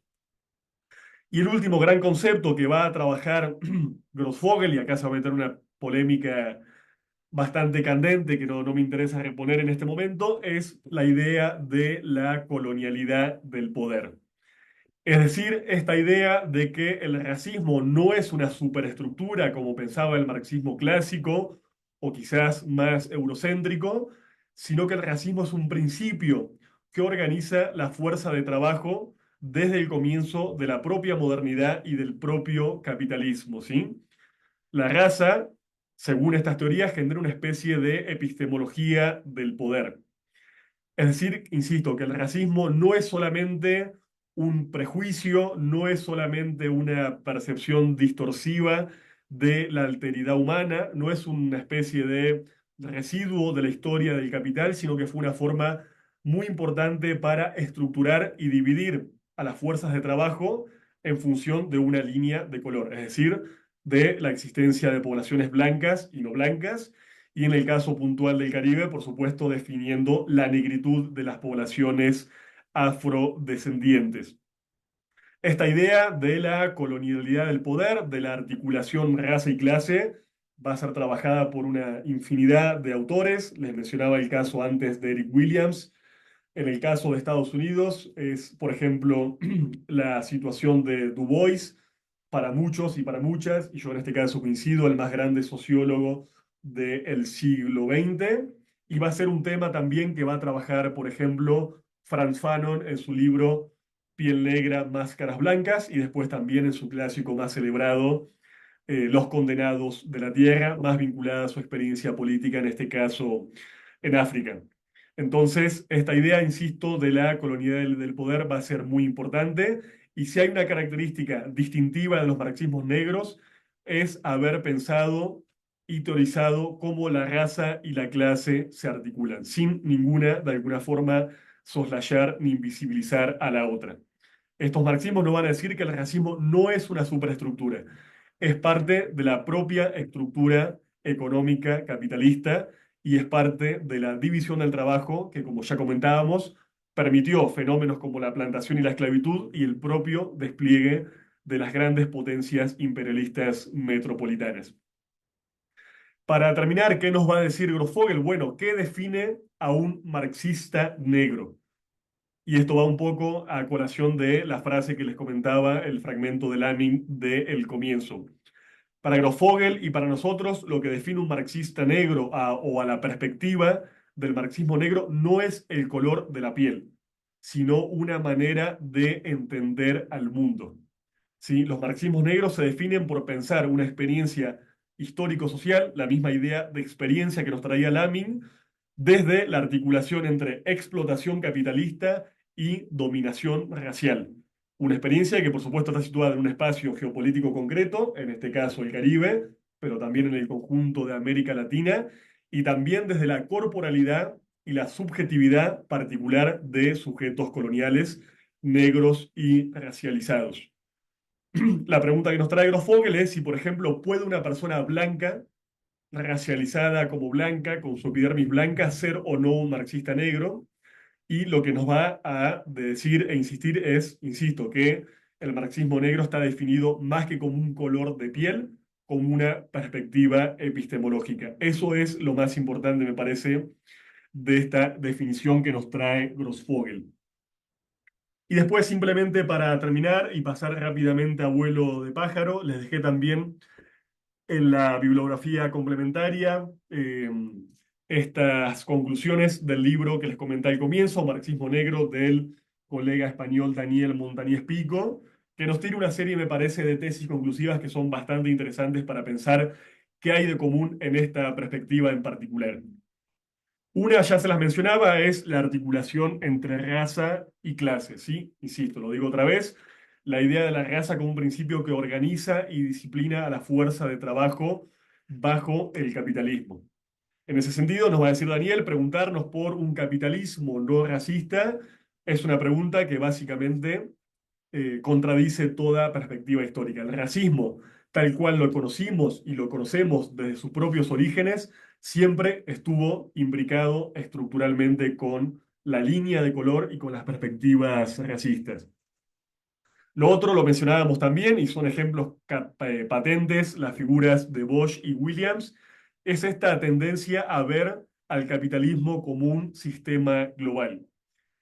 Quizás una cuestión paradójica de los intelectuales surgidos de territorios a veces insulares, pero tan pequeños, es la necesidad de comprender al mundo como un todo, ¿sí? Una especie de, yo le llamaría predisposición geopolitológica, ¿no? No es casual que los grandes y las grandes geopolitólogas del espacio latinoamericano y caribeño hayan surgido muchas veces de islas muy, pero muy pequeñas, y obviamente esta propia experiencia histórica, nacional y colonial, les ha llevado a comprender a estos intelectuales cómo el Caribe se inserta tempranamente en la mundialización capitalista y obviamente en el conflicto de diferentes proyectos coloniales, como ya veíamos con el concepto de frontera imperial que nos aportaba Juan Bosch. El otro criterio, se los decía, es este carácter político y militante de la praxis de la mayoría de los marxismos negros. Ahí nos va a decir Daniel que en general él considera que en la primera mitad del siglo XX había quizás figuras más político-partidarias y menos figuras intelectuales y académicas, y que esa proporción de alguna forma se va a invertir en la segunda mitad del siglo XX, mediada sobre todo por las primeras consecuciones de la independencia en diferentes territorios del Caribe.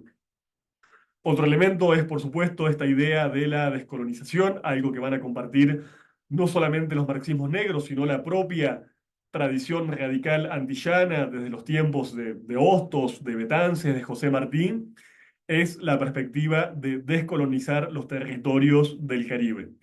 Primero, como descolonización, si se quiere, más política, más formal, es decir, lograr que estos países tengan estados y repúblicas efectivamente independientes, algo que todavía no pasa en muchísimos territorios no autónomos, como les comentaba.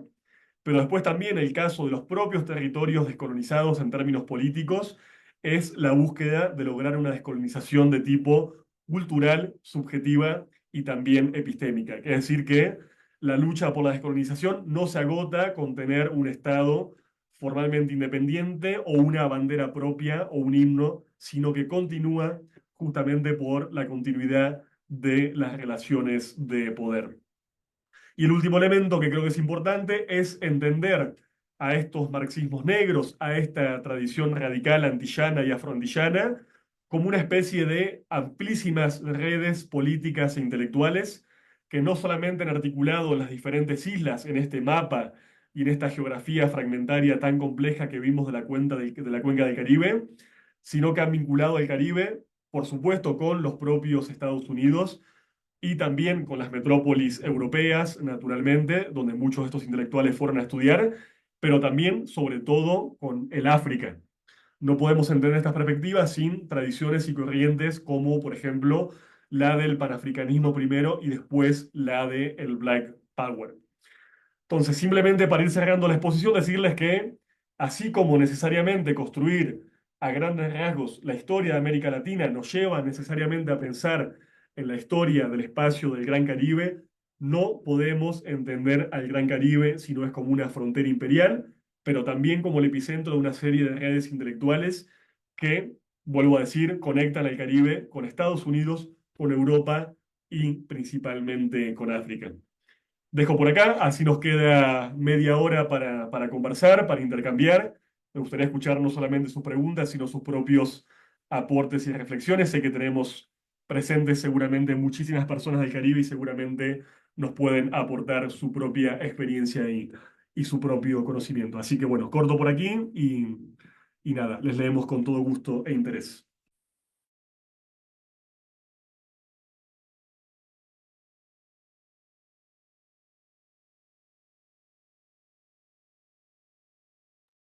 Bueno, gracias por la exposición, Lautaro. Creo que ya están llegando algunos comentarios por acá. Vamos a irlos recogiendo para darles lectura.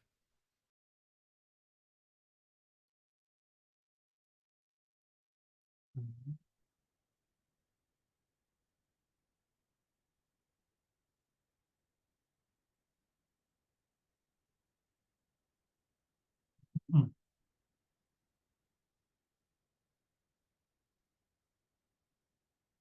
Bueno, quizás en lo que llega algún comentario, Ujú. aprovechando Claro, una tres pregunta, abogado. y me parece muy interesante esto de que último que nos comentabas respecto a la continuidad, ¿no? del colonialismo en las perspectivas del marxismo caribeño. Y yo te preguntaría si podríamos hablar como de un foco desde el cual hace este planteamiento, o más bien empezaríamos a pensar como en diferentes horizontes intelectuales donde empieza a aparecer esta reflexión crítica que justamente le va a dar al traste pues a alguno de los planteamientos centrales del marxismo dogmático, ¿no? Como que esta idea Ujú, de pensar, ¿no? O sea, estas formas otrora pensadas como ideológicas, como una suerte de superestructura. O sea, está pasando en ujú, simultáneo en diferentes lugares en América Latina y el Caribe. Se está rompiendo con esta lectura dogmática. Y bueno, ya llegaron algunas preguntas de nuestros compañeros acá en el Zoom. El compañero César Augusto dice, ¿cuál es, en tu punto de vista, la mayor ujú, aplicación del marxismo en México? Bueno, creo que ya más adelante trataremos este punto, pero nos ujú. hacen llegar esta pregunta y nos pregunta el compañero Marco Antonio Aguilar si los libros de Bosch y Williams se escribieron en la misma época o son textos de diferentes horizontes temporales. Matías Maringer nos pregunta, ¿qué políticos y líderes latinoamericanos han incorporado tendencias del marxismo negro y cómo lo han hecho? Si quieres, dejo hasta esta pregunta o continúo leyendo, Lautaro, como tú prefieras. Sino para hacer Ah, como si quieres, paquetito. vayamos haciendo como sí, bloques mejor más pequeños así. Callen Perfecto. y, perdón, que de paso anoto. Bien. Eh, no, primero con eso que decías vos, Diego, capaz volver a señalar algo que comentamos ya en las últimas clases. ¿Se acuerdan que empezamos viendo justamente los textos más tardíos de Marx y Engels, que empezaban a romper con dificultades, ¿no? Porque hay un lugar de enunciación, uno es un político y o un intelectual situado en un país, una racialización determinada y una época, ¿no? No es tan fácil volar por sobre los lugares y las épocas, y sin embargo vimos que el propio esfuerzo enorme y genuino de Marx y Engels por entender el capitalismo como una totalidad, lo fueron llevando necesariamente a auscultar la periferia de esa totalidad. Y hablamos de la cuestión colonial en la India, en América Latina e incluso en la propia Europa con los casos de Polonia e Irlanda. Y sin embargo, yo lo que les decía e insistía es que habíamos dejado ahí como sentados algunos avances importantes para entender cuestiones tan fundamentales como la cuestión nacional, la cuestión racial y la cuestión colonial, pero que el marxismo de nuestra región no va a conocer. Va a descubrir décadas e incluso hasta a veces un siglo más tarde. Entonces, lo primero para decir, capaz con tu reflexión, Diego, es que si el marxismo, en este caso los marxismos del Caribe, o llamémosle tradición radical negra, pensamiento afrontillano, estoy usando diferentes categorías y definiciones que también se usan y que podríamos conversar, llegan a esta comprensión, tiene que ver con esta idea de la experiencia vivida. Y experiencia vivida no es solamente experiencia en primera persona, por eso yo quería un poco desracializar esta idea de la negritud con el fragmento de Lamin, ¿sí? Porque ser negro o ser negra es una experiencia vivida, pero no mi experiencia o la experiencia de otra persona, es la experiencia de colectivos humanos y colectivos nacionales a lo largo de siglos. Por eso incluso Grofogel señalaba la paradoja de que puede haber, y de hecho los hay, y él los menciona, personas que son blancas, que él considera parte del universo epistémico de los marxismos negros. No es que los considere negros o racializados, digamos, ni que esté, obviamente, minusvalorando el tremendo peso de la discriminación racial que todavía existe en nuestro continente. Pero volvemos a esa idea de la perspectiva epistémica, que parte de una experiencia vivida, y por eso Grosfogel nos va a hablar, pueden parecer dos palabritas un poco pomposas, pero son interesantes, de una geopolítica y de una corpopolítica del conocimiento. Es decir, entender que el Caribe piensa desde su propio emplazamiento como Caribe, no es lo mismo pensar desde el gigante brasileño o mexicano que pensar, se los puedo asegurar, desde Puerto Rico, San Vicente y las Granadinas, y por supuesto no es lo mismo pensar desde la experiencia vivida de la negritud, la trata, la plantación, que pensar de la experiencia vivida de élites intelectuales o políticas blanco-criollas. No es un principio para descalificar a personas, sino simplemente para entender, insisto, por qué, desde qué experiencia en particular, corpo política y geopolítica en términos de Grossfogel, el marxismo negro llega a generar una serie de conceptos y perspectivas que, insisto, yo sé que apenas las mencioné muy, pero muy rápido al pasar, pero esta clase es apenas nuestro último gran abrebocas antes de empezar a realmente profundizar en autores, categorías, perspectivas y conceptos. Así que primero señalaría esa cuestión de la ubicación, por eso empecé por algo tan simple como un mapa. Incluso me acuerdo, y capaz esto lo conecto con la otra pregunta, alguien me preguntaba qué políticos y líderes o lideresas han incorporado la perspectiva del marxismo negro. Bueno, una figura histórica para mí apasionante de una revolución que no comentamos y que en general no solemos mencionar ni conocemos es Maurice Bishop, el líder histórico de la Revolución de Granada. Una revolución que aconteció en el año 1979, en el mismo año que la Revolución Sandinista de Nicaragua. Quiero pensar yo que aquí ninguno de los presentes o de las presentes que sea militante no escuchó hablar de la Revolución de Nicaragua y sin embargo me atrevo a pensar que muchos nunca escucharon hablar de la Revolución de Granada.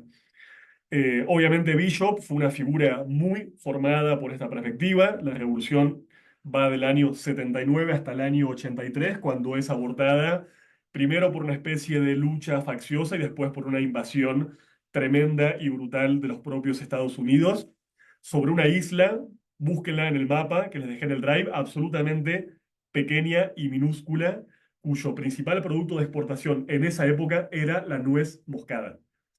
Insisto, no exportaba satélites, no producía, o sea, exportaba nuez moscada. Hablamos de territorios con particularidades.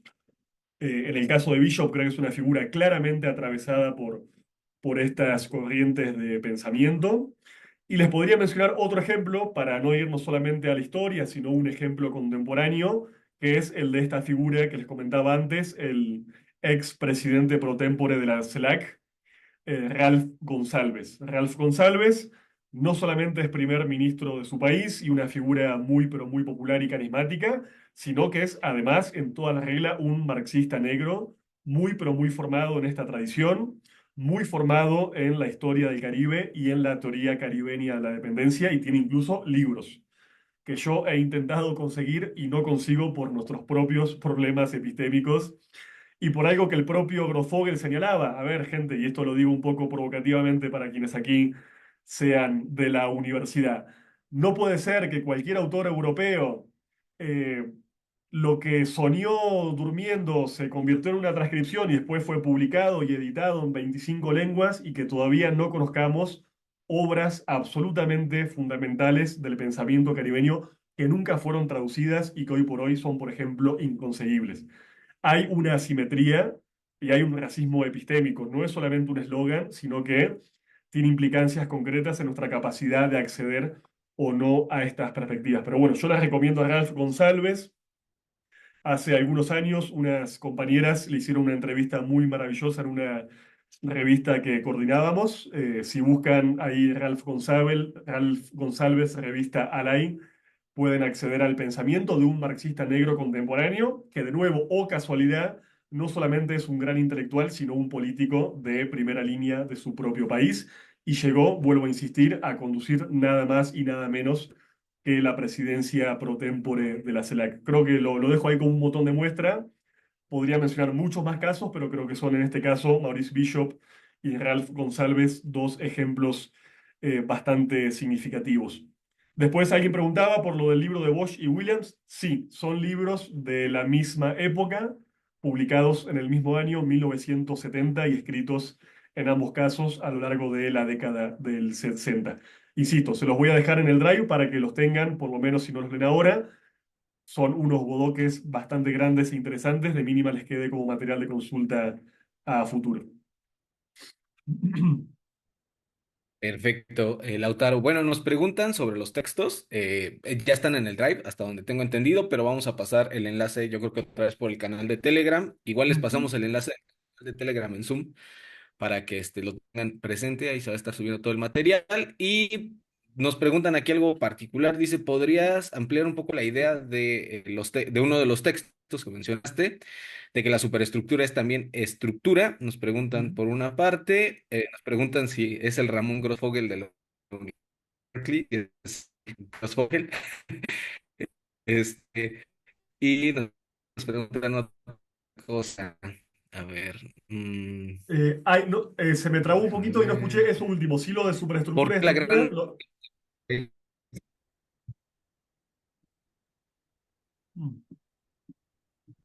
Ah, sí, sí, lo de su estructura y superestructura. Luego nos preguntaban si era el Ramón Grossfogel de la Universidad de Berkeley. Bueno, le decía que sí, ¿no? Me parece, Lautaro. Es el mismísimo, boricua puertorriqueño, pero residente hace mucho tiempo en Estados Unidos. Perdón, porque se me cortó un poquito. No, la pregunta es solamente lo de superestructura o hay alguna otra. Ah, hay otra, de Gabo, dice, ¿por qué la gran mayoría de los países caribeños no ven como desarrollo socioeconómico el modelo marxista, pero se inclinaron por el capitalismo neoliberal? Eh, a ver, perdón, voy a ver si las puedo leer directamente porque estoy con problemitas y te estoy escuchando Son dos. muy cortado. A ver si ahí sacando. Ah, o capaz que es tu conexión, Diego, ¿eh? También está malita.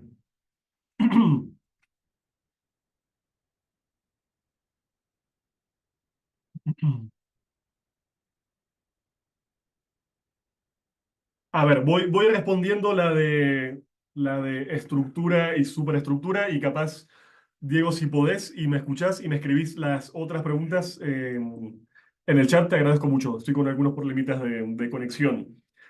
A ver, esta idea de estructura y superestructura obviamente parte de esta especie de vulgarización, casi caricatura que se construyó del pensamiento marxista, un pensamiento que venimos viendo incluso en su propio tronco europeo, es muy complejo y se fue complejizando y haciendo cada vez más sofisticado, que parte sobre todo, creo que lo habíamos trabajado como fuente o se los dejé en el Drive, de lo que Marx va a mencionar en el prólogo a la contribución de la crítica de la economía política. ¿Sí? Esta idea de eh, la fuerza de trabajo y las relaciones de producción como la estructura y la idea de que esa estructura genera una especie de reflejo que son el conjunto de las instituciones sociales, culturales, jurídicas, la ideología y demás, digamos. Esta especie, insisto, de determinismo materialista un poco vulgar y un poco grosero, que lejos de captar toda la complejidad y la riqueza del pensamiento de Marx, es una caricatura, es apenas una metáfora que él utilizó en un solo texto una sola vez en su vida y que después fue construido como una especie de, nada, muñeco de paja con el que la derecha o el pensamiento liberal siempre eligió confrontar. Entonces, ya podemos discutir si realmente es un concepto fiel a la tradición marxista, pero como charlamos un poco en la clase anterior, no podemos negar que una especie de codificación del pensamiento marxista, mediado por la experiencia de la propia Unión Soviética y por lo que se conoció como el Diamat, el materialismo histórico y esta especie de manuales muy simples y vulgares que se construyeron en la historia de la URSS, que sí efectivamente abrevaron a esta idea de estructura y superestructura y esta idea de que la superestructura es de alguna forma un reflejo de la estructura económica y material. Obviamente, estos marxistas negros están discutiendo, nos gusta o no, con esa especie de simplificación y caricatura, que pese a hacerlo, tenía consecuencias políticas prácticas concretas, porque era parte de la línea que ni más ni menos, por ejemplo, bajaban los partidos comunistas. Uno de los que va a discutir esta idea es, por ejemplo, Frank Fanon, en su conocidísimo y recomendadísimo Los Condenados de la Tierra, probablemente uno de los libros más leídos del marxismo periférico, del marxismo tercermundista. Lo que va a decir Fanon, en pocas palabras, es que en el caso del sistema capitalista, el racismo no es una estructura, no es simplemente una ideología, no es simplemente un añadido, sino que es un principio que rige la propia diferenciación de los sujetos coloniales y no coloniales. Él va a decir, a ver, no es casual que en general el pobre es racializado, el rico no es racializado, él hace como un juego de palabras relacionando, ¿no?, la ubicación en un espectro racial y en un espectro clasista. Iba a decir, en general, coincide que el sujeto racializado negro suele ser el sujeto oprimido y explotado en términos económicos. Entonces, insisto, lo que él dice es, no estamos hablando de el racismo como una mera ideología y una superestructura, sino como un principio que define quién ocupa qué posición objetiva en la división del trabajo, por supuesto, a nivel internacional. Eso es básicamente el concepto, insisto, que él desbarata y que él va a criticar con mucha maestría en Los Condenados de la Tierra. Gracias, Lautaro. Pues bueno, aquí hay más preguntas. Preguntan, ¿qué piensan sobre la crítica de la fragmentación que ha resultado del enfoque en la política de identidad, sugiriendo que la identidad racial ha sido a veces utilizada para dividir a los movimientos en lugar de unirlos en una lucha común contra el capitalismo? ¿Por qué pensar el marxismo negro latinoamericano bajo el marco de la decolonialidad, cuando hay quienes consideran esta corriente francamente antimarxista? Y preguntan si Marcus Garvey podría considerarse parte del marxismo negro. Y por aquí había otra, déjame. Bueno, si quieres vamos con esas, Lautaro. Bien. Empiezo por las últimas porque son las menos polémicas. A ver, en el caso de Marcus Garvey, para quienes no le conocen, estamos hablando de una figura descollante de Jamaica, muy importante en Estados Unidos, en África, en el conjunto del Caribe. Sin duda es de las personalidades más importantes en general del pensamiento crítico y de la praxis anticolonial en nuestros territorios. O sea, no podríamos de ninguna forma exagerar su importancia. E incluso es una figura hasta apasionante en términos literarios. Les recomiendo leer biografías o ver documentales sobre Garvey porque era una figura muy controvertida, muy interesante y tremendamente carismática, tremendamente carismática. Ahora bien, yo no encuadraría a Garvey como un marxista negro bajo ningún punto de vista. Sí es claramente uno de los padres del panafricanismo, sino la principalísima figura, que como se sabe, planteó algunas cosas polémicas que tenían que ver con elaborar una especie de contradiáspora. Lo que planteaba Garvey es que el conjunto de los sujetos afrodescendientes, víctimas o herederos de la tradición de la plantación, de la esclavitud y la trata, tenían que volver de alguna forma a el continente madre, su tierra originaria, que era el África. Y va a plantear, y va a organizar, y va a juntar muchísimos recursos para iniciar procesos del viaje de ida, digamos, ¿sí? Como procesos de retorno hacia el África, que incluso van a estar atravesados por procesos de recolonización.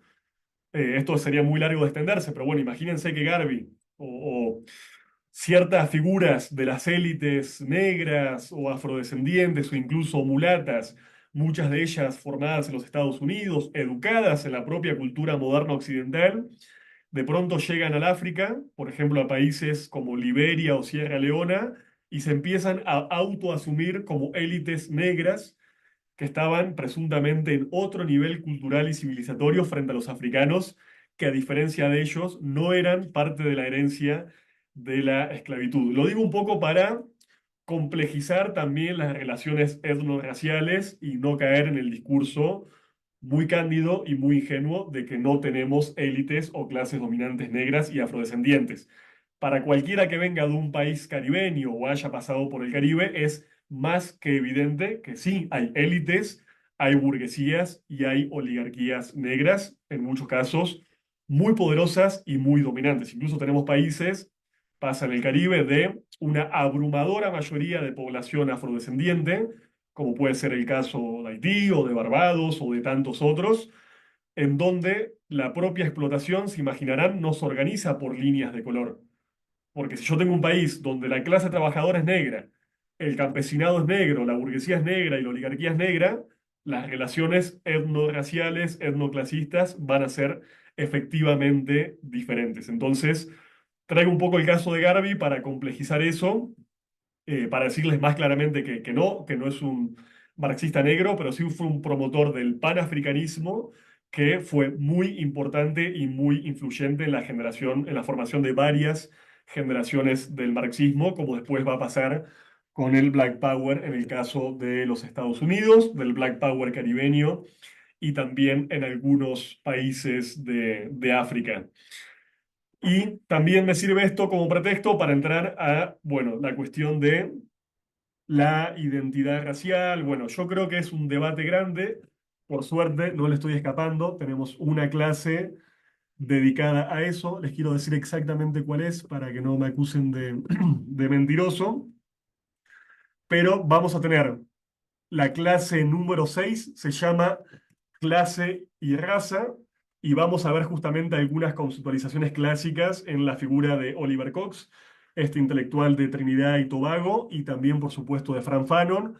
Vamos a ver algunas cositas del libro que les mencioné de Eric Williams y también el caso concreto de la Revolución Haitiana, porque yo creo que pensar en términos de procesos emancipatorios específicos nos permite discutir cómo se articulan la raza y la clase sin hacerlo de forma tan abstracta, que es justamente lo de que algunas corrientes o modas intelectuales suelen hacer, tomar la raza, tomar la racialización de las relaciones sociales y pensarla como una cuestión completamente desgajada de las relaciones económicas de producción.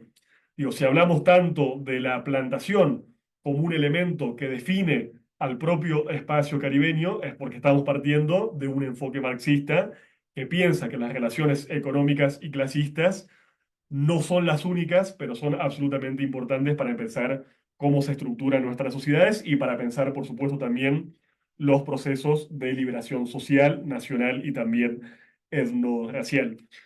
Y después, el otro gran debate que me tiran de si la decolonialidad es marxista, es post-marxista o es antimarxista, vamos también a verlo en algunas clases, incluso ya la próxima sesión, el próximo encuentro, vamos a partir de conceptos como la colonialidad del poder y del saber, que son incluso justamente instrumentos categoriales de la propia perspectiva de colonial. Así que no se las respondo ahora, la dejo ahí en el freezer y les prometo que la próxima sesión lo vamos a trabajar bastante en detalle, ¿sí? Bueno, que conste que está grabado, entonces no podrás escapar, Lautaro. Vamos a hablar de eso.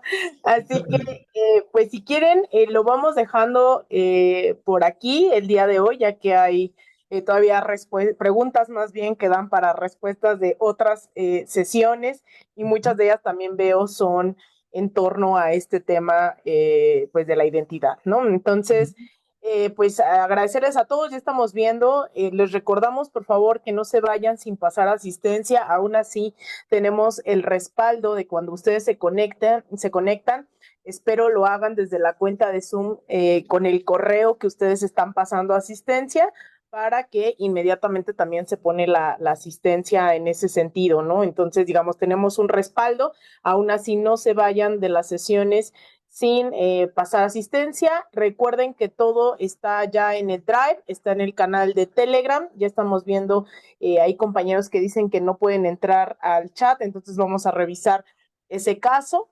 Y anunciarles también que como parte del instituto, bueno, en el área internacional, estos días estarán saliendo unas nuevas convocatorias. Estas sesiones son los lunes.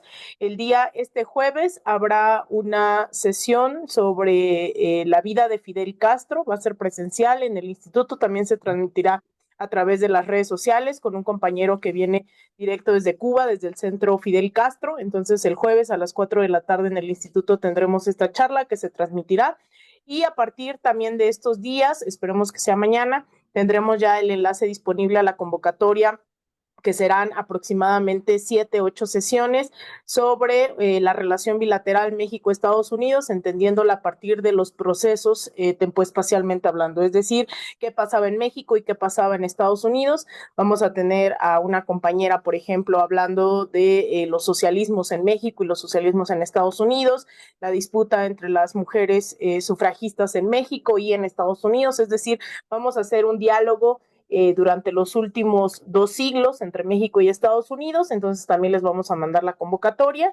Y por último también vamos a lanzar un curso de formación internacionalista básico que pues tiene varios módulos para debatir hacia dónde vamos, de dónde venimos, justamente a partir de la doctrina Monroe y de la independencia de México y de las independencias en general en América Latina. Entonces vamos a tener a compañeros como Atilio Borón, vamos a tener, en general a varios compañeros y compañeras que estamos confirmando, pero también les vamos a enviar esa convocatoria. Esa es los días sábados que estamos organizando junto con el Instituto Patria, con el Instituto Simón Bolívar de Venezuela, con, en realidad son una decena de organizaciones y partidos de Honduras, Argentina, Venezuela, Ecuador, el Instituto Ideal, etcétera, etcétera. Entonces, también les vamos a mandar esa información. Entonces, con respecto al curso, Lautaro, no sé si quieres agregar algo también. No, capaz más metodológico, porque yo sé que recomiendo cosas y después capaz me olvido y no siempre lo subo al Drive. En el Telegram, cuando les mandemos el enlace o les anunciemos la bibliografía, si quedó algo que mencioné y no puse o no mandé o no cargué, me pueden avisar ahí por el grupo y yo me comprometo a hacerlo. Mi idea es que cuando terminemos el seminario tengamos todos un archivo, espero que bastante nutrido, completo y representativo del tema de nuestro seminario y que quede eso como insumo para la formación, la autoformación y la praxis política, ¿no? No es mi idea hablarles de cosas y no mostrarlas, sino que las podamos compartir porque, este saber nos pertenece, por supuesto, a todas y a todos. Así que cualquier cosa, nos escriben por el grupito y nada, nos veríamos en todo caso en la próxima sesión, el próximo lunes.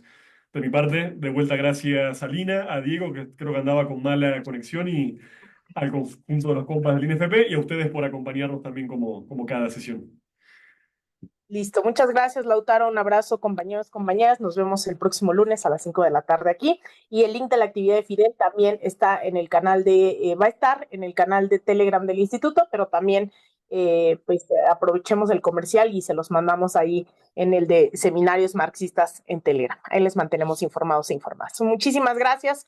Y ahí están los links de asistencia y del canal de Telegram para quien falte. Un abrazo, compañeros, compañeras. Muchas gracias. Chao.